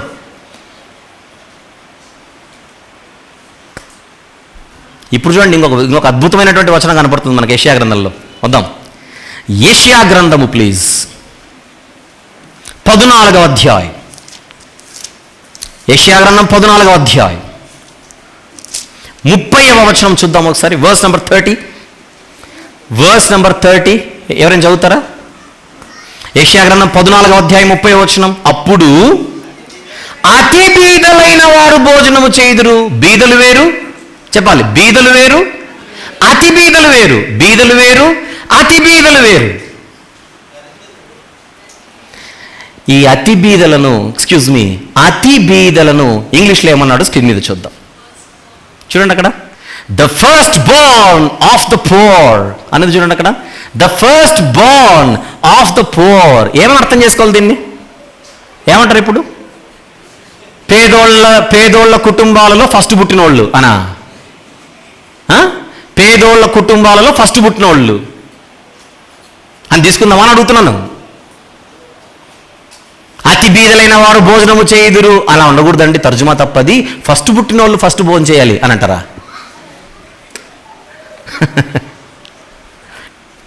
పాయింట్ అర్థమవుతుందా? అసలు ఫస్ట్ బోర్న్ అంటే మీనింగ్ ఏంటి? ప్రతి చోట బర్త్ని తీసుకొని రాకూడదు నువ్వు. ర్యాంకింగ్, పేదోళ్ళలో కూడా ర్యాంకింగ్స్ ఉన్నాయా? మామూలు పేదోళ్ళు, ఇంకా అతి బీదలు, అతి పేదవారు అంటే తినడానికి కూడా కనీసం తిండి లేనోళ్ళు. వాళ్ళెవరు? పేదలలో ఫస్ట్ బోర్న్ అట. యోబు గ్రంథంలో రోగాలలో ఫస్ట్ బోర్న్ అట. షిమ్రీ అనేవాడు ర్యాంకింగ్లో ఫస్ట్ బోర్న్ అట. అక్కడ ఏషావు నుండి, రూబేను నుండి, ఎఫ్రాయిము నుండి, షిమ్రీ దగ్గర నుండి, అవన్నీ మీరు ఆలోచించండి ఒకసారి. ఇప్పుడు నేను చూపించిన వచనాలన్నిటిలో సెప్టువాజింట్ అనే పాత నిబంధన, గ్రీకు భాషలోని పాత నిబంధనలో కొలసి పత్రిక 1:15లో ఉన్న ప్రోటోటోకోజే ఉంటుంది. నేను దేనికి లింక్ చేస్తున్నానో మీకు అర్థమవుతుందో లేదో మరి. ఇంటికి వెళ్ళిన తర్వాత మళ్ళీ వినండి మెసేజ్. ఇది ఆది సంభూతుడు అన్నది తెలుగులో కొలసి పత్రికలో. అయితే మొదట పుట్టినవాడా? ఆది సంభూతుడు అంటే అర్థం ఏంటి? సర్వ సృష్టికి ఆది సంభూతుడై ఉన్నాడంటే సృష్టిలో అందరికంటే ఫస్ట్ ఆయనే పుట్టినవాడు అని అందామా? ఇంగ్లీష్లో కూడా ఫస్ట్ బోర్న్ కదా ఉంది కదండి అని మీరు అంటారేమో. ఫస్ట్ బోర్న్ గురించే మాట్లాడుతున్నాను నేను, ప్రోటోటోకోస్ గురించే మాట్లాడుతున్నాను నేను. ఇవన్నీ ఎందుకు మాట్లాడుతున్నాను? యేసుక్రీస్తు ప్రభువారు ఒకప్పుడు లేడు, కాకపోతే ఫస్ట్ పుట్టాడు అని చెప్పడానికి బైబిల్ ఆమోదించదు, బైబిల్ సపోర్ట్ చెయ్యదు.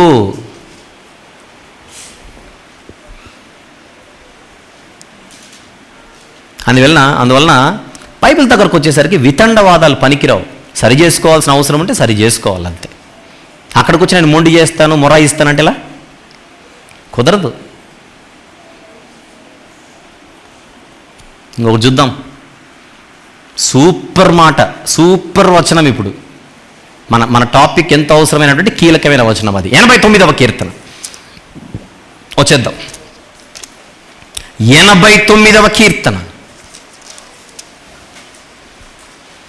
27వ వచనము చూద్దామా? 27వ వచనము చూద్దామా?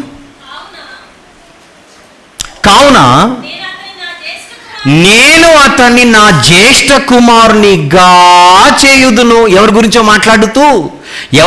మాట్లాడుతూ అతని నా జ్యేష్ఠ కుమారునిగా చేస్తాడట. ఇదేంటి గా చేయడం ఏంటి? జ్యేష్ఠ కుమారుడితే జ్యేష్ఠ కుమారుడు అలా కాదు. అతనిని నేను జ్యేష్ఠ కుమారునిగా చేయుదును, భూరాజులలో అత్యున్నతునిగా ఉంచేదను. ఇది డ్యూయల్ ప్రాఫెసీ. మీకు అర్థమవుతుందా? ఇది డ్యూయల్ ప్రాఫెసీ. ఎవరి గురించిది? పైన 20వ వచనంలో చూద్దాం. 20వ వచనంలో ఎవరి గురించో చూద్దాం. నా సేవకుడైన దావీదును నేను కనుగొని ఉన్నాను, నా పరిశుద్ధ తైలముతో అతన్ని అభిషేకించి ఉన్నాను. మీకు అర్థమైంది పాయింట్? అంటే ఇది దావీదు గారికి అప్లై అయ్యేటువంటి ఒక విషయం ఇది. ఇంట్లో దావీదు చిన్నోడే అందరికంటే. కానీ మీరు ఆలోచించండి, సమూయేలు గారు అభిషేకం చేయడానికి వాళ్ళ ఇంటికి వెళ్ళినప్పుడు పెద్దవాడిని, రెండో వాడిని, మూడో వాడిని ఎవరిని దేవుడు ఎన్నుకోలేదు. ఎవరిని ఎన్నుకున్నాడు? అందరిలో చిన్నోడిని తీసుకొని ఏంగా చేశాడు? ఫస్ట్ ర్యాంక్ ఇచ్చేసరికి దావీదు గారు ఏమైపోయాడు? ఇప్పుడు వాళ్ళ ఫ్యామిలీలో జ్యేష్ఠుడైపోయాడు. చూడండి అక్కడ ఏమంటున్నాడు 27వ వచనంలో, నేను అతనిని నా జ్యేష్ఠ కుమారునిగా చేయుదును, భూరాజులలో అత్యున్నతునిగా ఉంచేదను. రాజులలో అత్యున్నతుడు. దావీదు గారి టైంలో దావీదు గారే బెస్ట్. కొన్ని చోట్ల ఫెయిల్యూర్స్ కనబడ్డాయి, కానీ ఓవరాల్గా దావీదు గారు అంటే హడల్, best king in the history of Jews. అయితే విషయం ఏంటంటే ఇది దావీదు గారికి ఒక లెవెల్ వరకు అప్లై అవుతుంది. చూసాం కదా బైబిల్లో చాలా చోట్ల డ్యూయల్ ప్రాఫెసీస్ అనేవి ఉంటాయి. ఇశ్రాయేలు బాలుడై ఉండగా ఐగుప్తుల నుంచి నేను అతన్ని తోడుకొని వచ్చి తిని అని ఉంటుంది. అది ఇశ్రాయేలు 12 గోత్రాలకు వర్తిస్తుంది హోషేయ గ్రంథం 11:1. అండ్ యేసుప్రభు కూడా అప్లై అవుతుంది. ఒకటి పాస్ట్లో ఇశ్రాయేలుకి అప్లై అవుతుంది, ఒకటి ఫ్యూచర్లో యేసుప్రభుకి అప్లై అవుతుంది. డ్యూయల్ ప్రాఫెసీస్ అది. నా దేవా నా దేవా నన్నేలా చేయి విడిచితివి, అది దావీదు గారికి అప్లై అవుతుంది ప్రజెంట్ కాంటెక్స్ట్లో. ఫ్యూచర్ కాంటెక్స్ట్ ఎవరికి అప్లై అయిపోతుంది? యేసుప్రభు కూడా అప్లై అవుతుంది. నిర్హేతుకముగా నాకు శత్రువులు అయ్యారని దావీదు గారు అంటారు. ప్రజెంట్ సిచ్యువేషన్లో ఆయనకు అప్లై అవుతుంది, ఫ్యూచర్లో యేసుప్రభుకు అప్లై అవుతుంది. Dual prophecies, 2-fold prophecies. అలాగే ఇక్కడ జ్యేష్ఠ కుమారునిగా చేయడం అట, ప్రోటోటోకోస్గా చేయడం. మీకు అర్థమవుతుందో లేదు? ప్రోటోటోకోస్గా చేయడం, జ్యేష్ఠ కుమారునిగా చేయడం అర్థం ఏంటి? ర్యాంకింగ్లో ఆయనను సుప్రీం స్థానంలో చూపెట్టడం.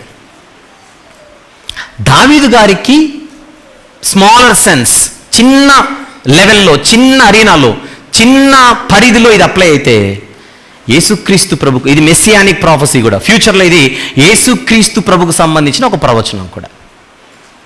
ఇప్పుడు దీనంతటిని మైండ్లో పెట్టుకొని మళ్ళీ కొత్త నిబంధనలోకి వెళ్ళిపోదాం. కొత్త నిబంధనలోకి వెళ్ళిపోతే ఇప్పుడు కొలస్సీలకు వ్రాసిన పత్రికలో పౌలు భక్తుడు ఏం చెప్పాలనుకుంటున్నాడు? ఇప్పుడు కొలస్సీ సంఘంపై ఎవరి ప్రభావం ఉందని చెప్పాను ఇంట్రొడక్షన్లో? కొలస్సీ సంఘంలో ఎవరి ప్రభావం ఉందని చెప్పాను? నోస్తిక సిద్ధాంత ప్రభావం ఉంది.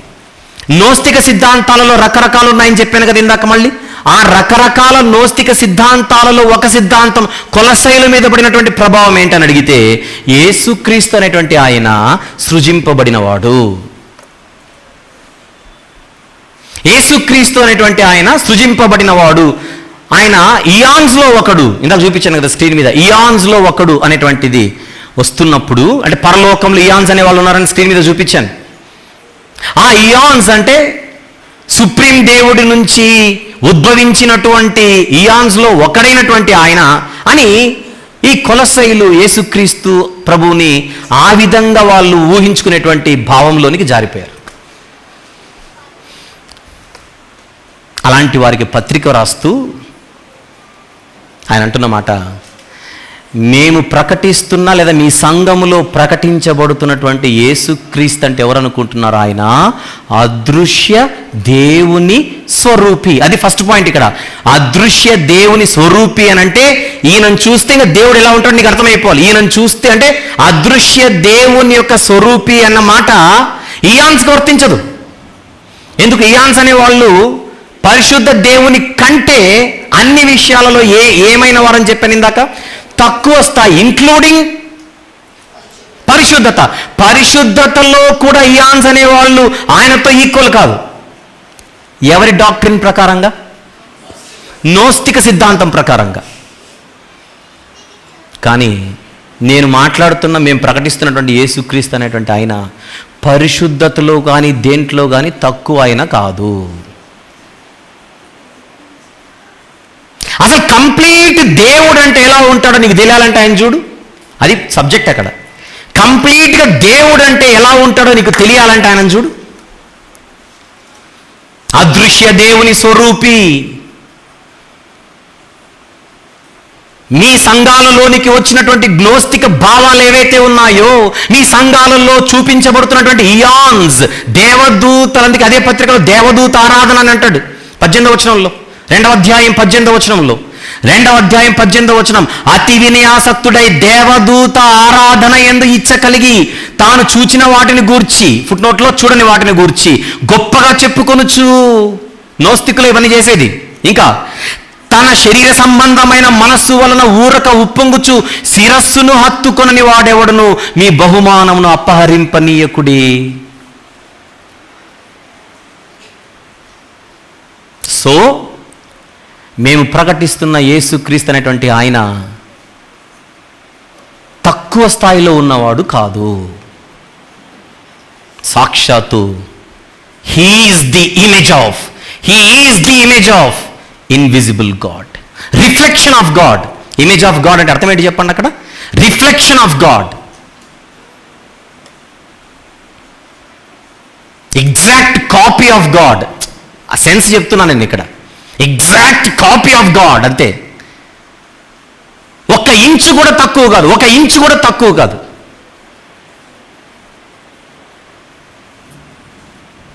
తర్వాత సర్వసృష్టికి, నెక్స్ట్ మాట, సర్వసృష్టికి ప్రోటోటోకోస్ అయి ఉన్నాడు. చెప్పండి, సర్వసృష్టికి ఏమై ఉన్నాడు ఆయన? ప్రోటోటోకోస్ అయి ఉన్నాడు. అంటే అర్థం ఏంటి?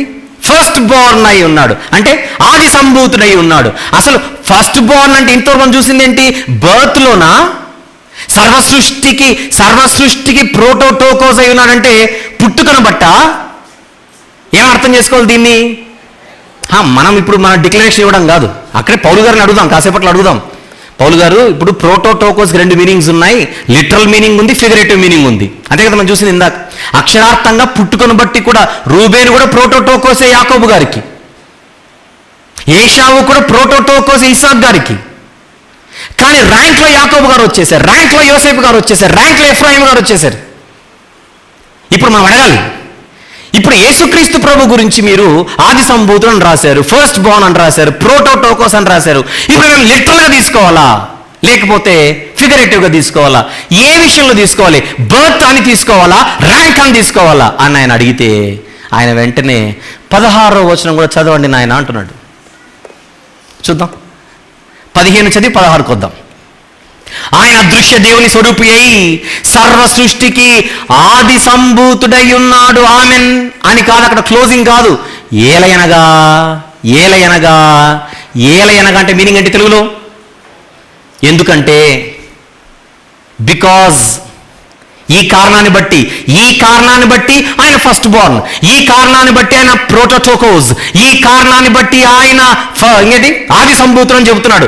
ఏ కారణాన్ని బట్టి? సర్వ సృష్టికి ఆయన ఎలా ఆది సంభూతుడు, ఏ కారణాన్ని బట్టి అని అడిగితే అప్పుడు అంటున్నాడు, ఆకాశమందున్నవియు, నెక్స్ట్ భూమి అందున్నవియు, దృశ్యమైనవి గాని అదృశ్యమైనవి గాని, అవి సింహాసనములైనను ప్రభుత్వములైనను ప్రధానులైనను, రైటా? ఇంకా దృశ్యమైనవి గాని అదృశ్యమైనవి గాని, అవి సింహాసనములైనను ప్రభుత్వములైనను ప్రధానులైనను అధికారములైనను సర్వమును ఆయన యందు సృజింపబడెను. సర్వమును ఆయన ద్వారా, ఆయనను బట్టి సృజింపబడెను. ఆయన అన్నిటికంటే ముందుగా ఉన్నవాడు, ఆయనే సమస్తమునకు ఆధారభూతుడు. ఇక్కడెక్కడైనా కూడా వీటన్నిటికంటే ముందే ఆయన పుట్టాడు కనుక ఆది సంభూతుడు అని చెబుతున్నాడా, లేకపోతే ఇంకొకటి ఏదో చెబుతున్నాడా? ఆలోచించండి. అక్కడ ఏలయనగా అన్నిటినీ కలుగజేసిన సుప్రీం రూలర్ ఆయన అని చెబుతున్నాడు. ర్యాంక్. ఇప్పుడు నోస్తికుల సిద్ధాంతంలో ఒక కొలసి సంఘంలోనికి వచ్చింది ఏంటి? యేసుక్రీస్తు అనేటువంటి ఆయన సృజింపబడిన వాటిలో ఒకడు అని వస్తుంటే, సృజింపబడిన వాటిలో ఒకడు కాదు, సృజింపబడిన వాటిని సృష్టించిన సృష్టికర్త. అది సబ్జెక్ట్ అక్కడ. అవసరమైతే నేను 1 నిమిషం ఆగిపోతాను, మీరు చదవండి, మీకు అది కాకుండా ఇంకేం అర్థమవుతుంది నేను చూస్తాను. అదే అర్థమవుతుంది. ఇక్కడ పౌలు గారు చెబుతుంది, యేసుక్రీస్తు అనేటువంటి ఆయన క్రియేటెడ్ బీయింగ్ కాదు, క్రియేటర్. ఆయన సృజింపబడిన వాడు కాదు, సృష్టించినవాడు.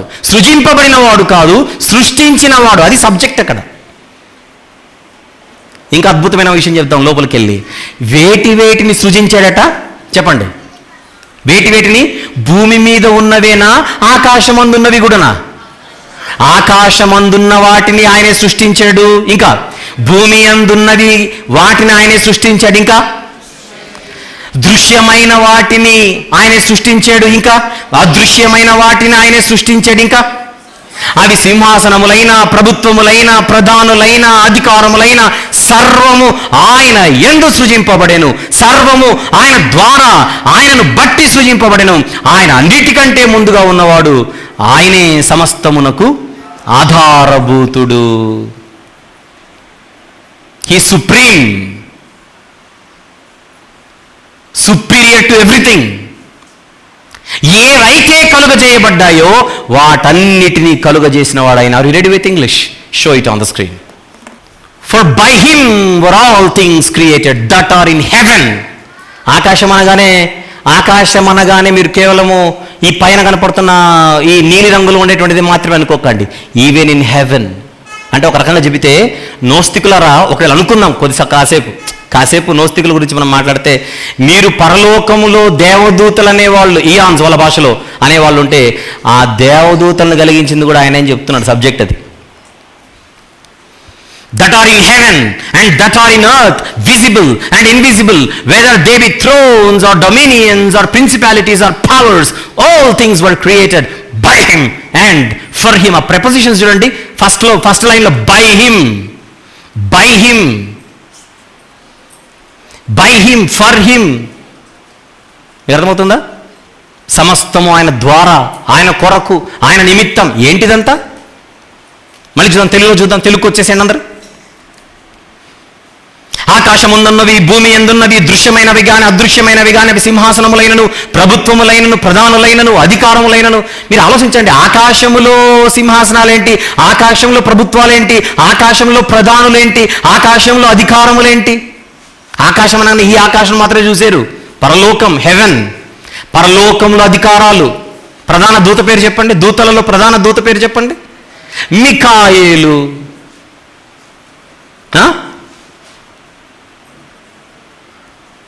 అధికారులు, దూతలలో అధికారులు లేరు అంటే ఇప్పుడు మీకు అర్థం కావాలి, కోటాను కోట్ల దేవదూతలందరినీ కూడా కలుగజేసింది ఎవరు చెప్పండి ఇక హ్యాపీగా? Jesus Christ the creator. ఎందుకంటే సమస్త కలిగి ఉన్నదేరియు ఆయన, లేకుండా కలగలేదు సమస్తము.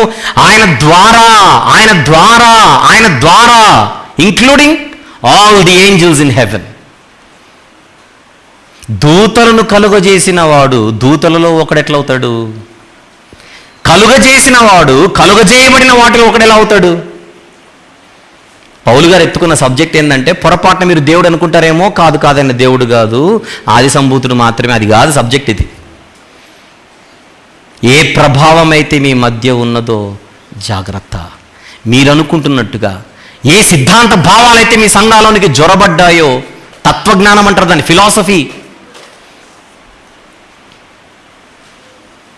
ఫిలాసఫికల్ వరల్డ్కి మీరు బలి కాకండి. నిరర్థకమైన తత్వజ్ఞానానికి మీరు బలి పశువులు కాకండి అని చెబుతున్నాడు కొలసీ పత్రికలో. పనికిరాని తత్వజ్ఞానం అది.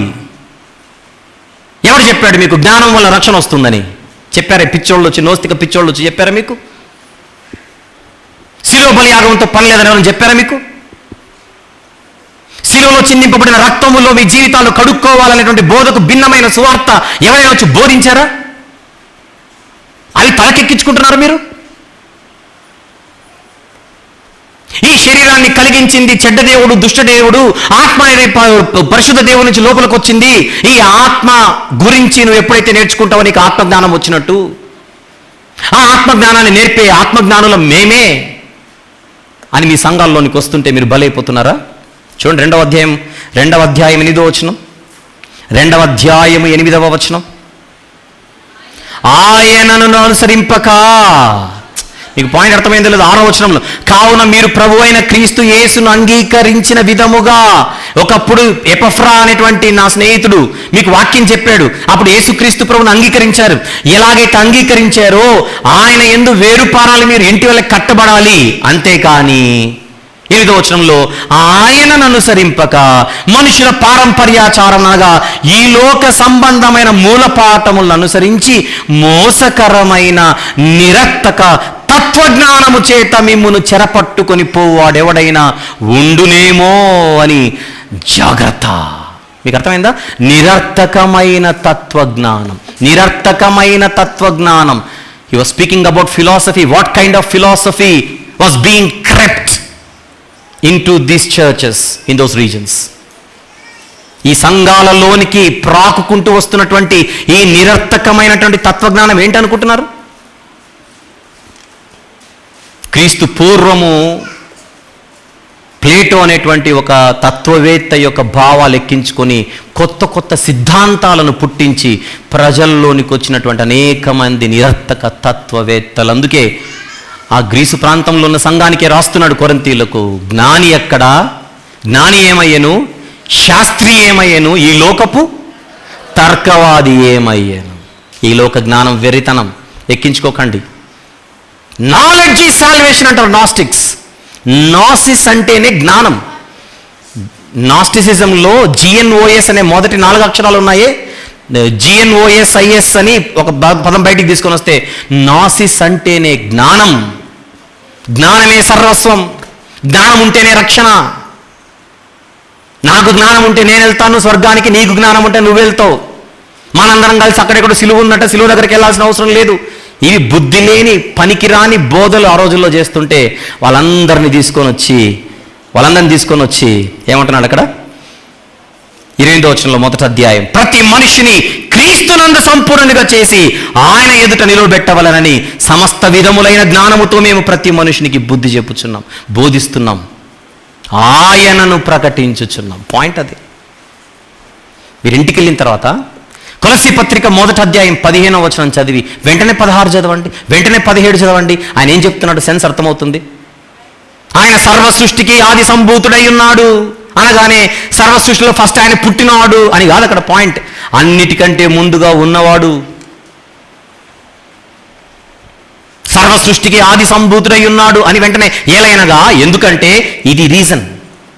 ఆ రీజన్ అంతా చదివితే ఆయన బర్త్ కనబడుతుందా, ఆయన ర్యాంక్ కనపడుతుందా? మీరు చెప్పండి. ఆయన ర్యాంక్ కనపడుతుందా, ఆయన బర్త్ కనపడుతుందా? ఇక్కడ మీరు చెప్పాలి. పరలోకంలో పుట్టాడు అని అనిపిస్తుందా, మొత్తం సర్వ సృష్టికి పైన రూలర్గా ఉన్నాడు, సుప్రీం రూలర్గా ఉన్నాడు, క్రియేటర్గా ఉన్నాడు అని అర్థమవుతుంది. మీకు ఇక్కడ ఆయన క్రియేటర్గా కనపడడం లేదా అని అడుగుతున్నాను నేను. 16-17 వచనాలలో యేసుక్రీస్తు ప్రభువారు మీకు క్రియేటర్గా కనబడుతున్నాడా లేదా అని అడుగుతున్నాను. కనబడకపోతే 100 సార్లు చదవండి మళ్ళీ. మీకు కనబడకపోతే ప్రాబ్లం మీది. క్రియేటర్గానే కనపడుతున్నాడు, క్రియేటర్నే కనబడి తీరాలి. నాకు కనబడ్డం లేదనంటే నువ్వు చదవడం నీకు రాక, సరైన పద్ధతిలో దాన్ని చూడడం రాక, చదువుకోవాలంతే, వేరే ఆప్షన్ లేదు నీకు. క్రియేటర్ అన్నవాడు దేవుడు కాకపోతే ఏమవుతాడు ఇంకా చెప్పండి ఫైనల్గా. సృజించిన వాడు దేవుడు కాకపోతే ఏమవుతాడు? సృష్టికర్త. ఆయన సృష్టికర్తనే కానీ దేవుడు కాదండి. నువ్వు 21వ శతాబ్దపు నోస్తికుడు మరి. ఎందుకంటే ఆ నోస్తికులు కూడా అదే అంటున్నారు మళ్ళీ. సృష్టికర్త అయిన దేవుడు ఉన్నాడు కానీ ఆయన మంచోడు కాదు. నోస్తికులు మీరేమంటున్నారు? సృష్టిస్తే సృష్టించిండొచ్చు కానీ దేవుడు కాదు. వాళ్ళది ఒక రోగం, మీది ఒక రోగం. ఎప్పుడైతే నువ్వు ఆయనను సృష్టికర్తను ఒప్పుకుంటావో చచ్చినట్టు దేవుడిని ఒప్పుకోవాల్సింది అంతే. ఎంతకైనా బరి దిగిస్తారండోయ్. ఓహో అలా అయితే అలాగైతే సృష్టికర్త కూడా కాదు అన్న అంటారు, అంతే కదా. దేవుడు అనాల్సిన పరిస్థితి ఏర్పడితే సృష్టికర్తను కూడా మానేస్తాం. ఇది మైండ్లో పెట్టుకొని ప్రకటన గ్రంథం 3:14 చదివేయండి, క్లోజ్ చేద్దాం. ప్రకటన గ్రంథం 3వ అధ్యాయం, ప్రకటన గ్రంథము 3వ అధ్యాయం 14వ వచనము చూద్దాం ఒక్కసారి. 14.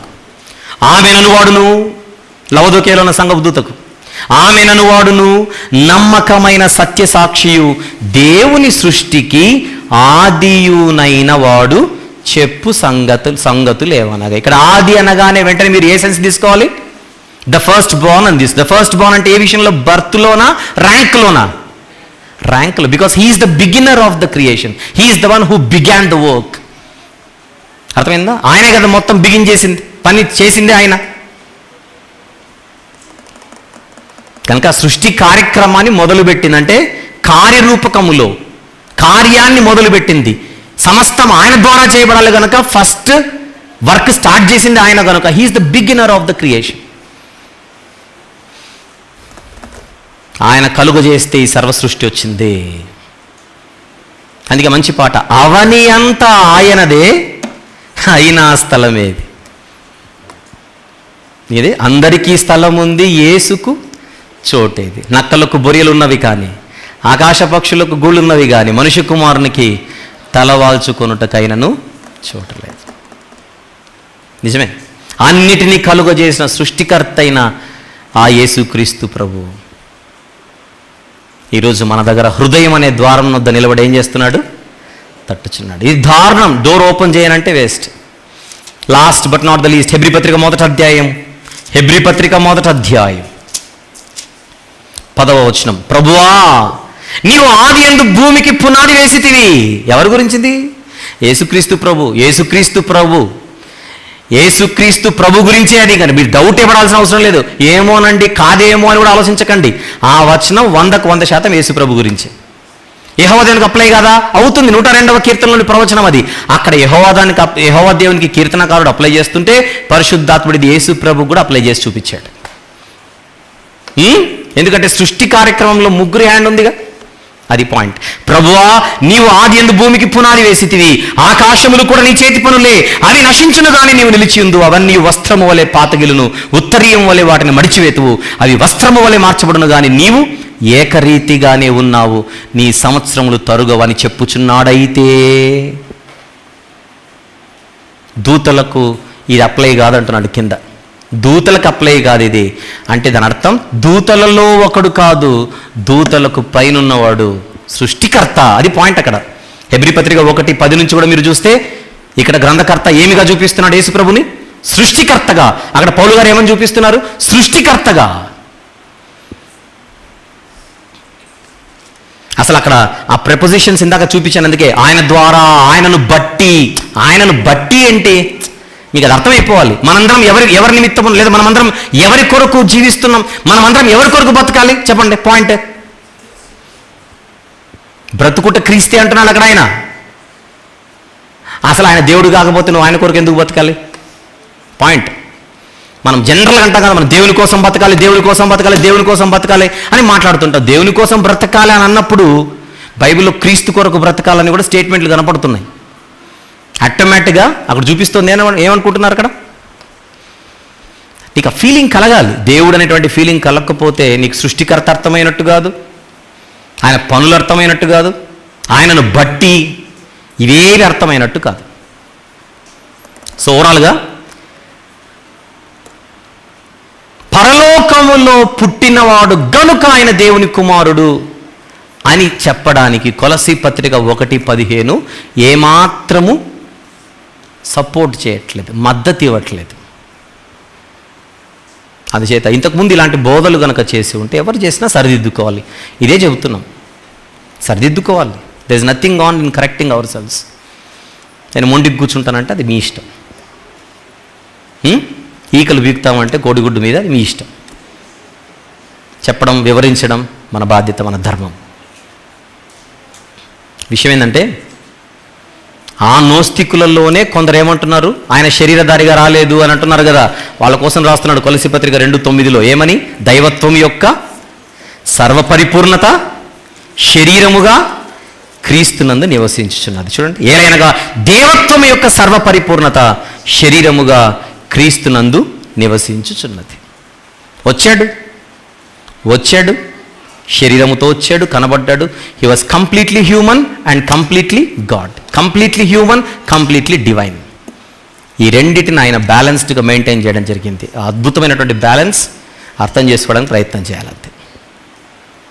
All clear everyone? కొలసీ 1:15లో ఉన్న ఆది సంభూతుడు అనే పదం కానీ, ఫస్ట్ బోర్న్ అనే ఇంగ్లీష్ కానీ, ప్రోటోటోకోస్ అనేటువంటి గ్రీకు పదము కానీ బర్త్ను సూచిస్తోందా, ర్యాంక్ను సూచిస్తోందా చెప్పండి? ఇక సుప్రీమసీని సూచిస్తోంది. అంతేగాని ఏ కోశాన అది పుట్టుకకు సంబంధించింది కాదు. అలాగని ప్రోటోటోకోస్ అనేది పుట్టుకకు సంబంధించి లేదంటే పుట్టుకకు సంబంధించి ఉంది, కానీ ఇక్కడ అది సెట్ కాదు. 18వ వచనంకి వచ్చేస్తే ఆయన ఆది అయ్యుండి మృతులలో నుండి లేచుటలో ఆది సంభూతుడని కనపడుతుంది. 18వ వచనంలో కింద మృతులలో నుండి లేచుటలో ఆది సంభూతుడు అంటే ఇదేంటిది? మృతులలో నుండి లేచి ప్రథమ ఫలముగా ఉండి పరలోకానికి ఆరోహణమైన వాడు ఆయనే. అందులో కూడా ఫస్ట్ ఆయనే, ర్యాంకింగ్ అది. పునరుత్థానంలో కూడా ఫస్ట్ ఆయనే, ర్యాంకింగ్ గురించి మాట్లాడుతున్నాడు అక్కడ. మీకు అర్థమైందో లేదో? రోమపత్రిక 8 పనిలో పనిగా చూపించేస్తాను, రాసేసుకోండి.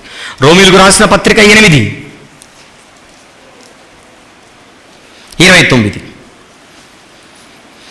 ఎందుకనగా తన కుమారుడు అనేక సహోదరులలో జ్యేష్ఠుడగునట్లు. జ్యేష్ఠుడు అవడం ఏంటి? ఒకవేళ పుట్టుకతోనే ఆయన జ్యేష్ఠుడైతే మళ్ళీ కొత్తగా జ్యేష్ఠుడు అవడం ఏంటి? ఆలోచించండి. మీరు క్లూ ఇస్తున్నాను, ఇంటికి వెళ్ళిన తర్వాత ఆలోచించాలి. ఇప్పుడు ఆల్రెడీ ఆయన న్యాచురల్గానే జ్యేష్ఠుడైతే, పుట్టుకతో నేను మాట్లాడుతున్నా, పుట్టుకలోనే న్యాచురల్గా జ్యేష్ఠుడైతే మళ్ళీ కొత్తగా జ్యేష్ఠుడు అగునట్లేంటి అంటే, భవిష్యత్తులో క్రీస్తు స్వారూప్యం కలిగిన వాళ్ళందరూ మరణం పొంది తిరిగి లేచినప్పుడు ఆయనతో సారూప్యం కలిగిన వాళ్ళు ఉంటే, అందరూ అలాంటి సారూప్యం కలిగిన వారై ఉంటే, వాళ్ళందరిలో ప్రథమ ఫలముగా, మొదటివాడుగా, ఫస్ట్ ర్యాంకింగ్ పొజిషన్లో ఎవరు కనపడతారు ఇక్కడ? యేసుక్రీస్తు ప్రభు. ప్రకటన గ్రంథం 1, ప్రకటన గ్రంథం 1వ అధ్యాయం 5వ వచనం ప్లీజ్. 5వ వచనం, నమ్మకమైన సాక్షియు మృతులలో నుండి ఆది సంభూతుడుగా లేచినవాడు. మృతులలో నుండి ఆది సంభూతుడు అంటే ఏంటి? మళ్ళీ పుట్టడమా ఇక్కడ? దీని అర్థం ఏంటి? ఇందాక మనం చూసిందే, కొలసి 1:18లో ఉన్నటువంటి భావమే అక్కడ కనబడుతుంది. కనుక పరలోకంలో పుట్టినవాడు అని మనం అనుకోవడానికి వచనాలు ఏమాత్రం మనకు దోహదపడవు. Can you show the topic on the screen at last? చూడండి, ఇప్పుడు స్క్రీన్ మీద అంశం చూడండి. ఆది సంభూతుడు అనగా పరలోకంలో పుట్టినవాడా? మీరు చెప్పాలి ఇప్పుడు, అవునా కాదా? కాదు, అది ఆన్సర్. సో దేవుని కుమారుడు అనగానే పరలోకంలో ఒకప్పుడు లేడు. నన్ను చూపించు. పరలోకంలో ఒకప్పుడు లేడు, మధ్యలో పుట్టాడు, గనుక ఆయన దేవుని కుమారుడు అని అనడానికి అసలు బైబిల్ ఏమాత్రం మనకు సపోర్ట్ చేయదు. అలా కనబడుతున్న వచనాలలో కీర్తన గ్రంథం 2, 6, 7 వచనాలు మనం చూసాం, అది వివరించాను. మీరు ఇంతకుముందు శీర్షిక వినకపోతే ఖచ్చితంగా అది వినండి. దేవుని కుమారుడు అనగా ఏమిటి అనేటువంటి అంశంలో మొదటి భాగం, 2వ భాగం, 3వ భాగం, 4వ భాగం, ఈరోజు 5వ భాగం కూడా మనం మాట్లాడుకున్నాం. మరొక భాగాన్ని వచ్చేవారం మాట్లాడుకుందాం. అన్నీ ఆలోచించి మీరు రావాల్సిందిగా మనవి చేస్తున్నాను. దయచేసి వినండి. ఇప్పుడు మీకు అర్థమైపోయింది కనుక అమ్మాయి అని అనుకోకుండా 1కి 10 సార్లు మళ్ళీ వినండి. ఎన్నో రకరకాల ప్రభావాలు ఉన్నటువంటి సంఘాలకు వీళ్ళు పత్రికలు రాశారు. ఏ సంఘంలో ఏ ప్రభావం ఉందో మనం అర్థం చేసుకొని గ్రంథాలను, పత్రికలు నేర్చుకోవాలి. ప్రార్థన చేసుకుందాం. ప్రేమగల తండ్రి, కృపగల దేవ, జీవం గల నాయన, పరిశుద్ధమైన మహా గొప్ప దేవ, ఈ రాత్రి మీరు మాకు ఇచ్చినటువంటి సందేశమును బట్టి స్తుతులు చెల్లిస్తూ, యేసుక్రీస్తు ప్రభు నిత్యుడు కాదు, సృజింపబడినవాడు అని, యేసుక్రీస్తు ప్రభు వారు నిత్యుడు కాదు కనుక దేవుడు కాదనేటువంటి భావాలు ఈరోజు తండ్రి మరి ప్రజల మధ్య ప్రకటింపబడుతున్నటువంటి తరుణంలో ఆయన నిత్యుడు, సృష్టికర్త, దేవుడు అని ఇదే గ్రంథం మాకు తెలియజేస్తుండగా వాటిని అర్థం చేసుకునే ప్రయత్నం ప్రతి వారం మేము చేస్తున్నాం. మీరు నేర్పిస్తున్నందుకు మేము స్తుతులు, స్తోత్రములు చెల్లిస్తూ ఆరాధన కార్యక్రమంలోని ముగింపు భాగాన్ని కూడా ఆశీర్వదించమని యేసు ప్రభు వారి ప్రశస్త నామములు ప్రార్థన సమర్పిస్తున్నాము తండ్రి. ఆమెన్.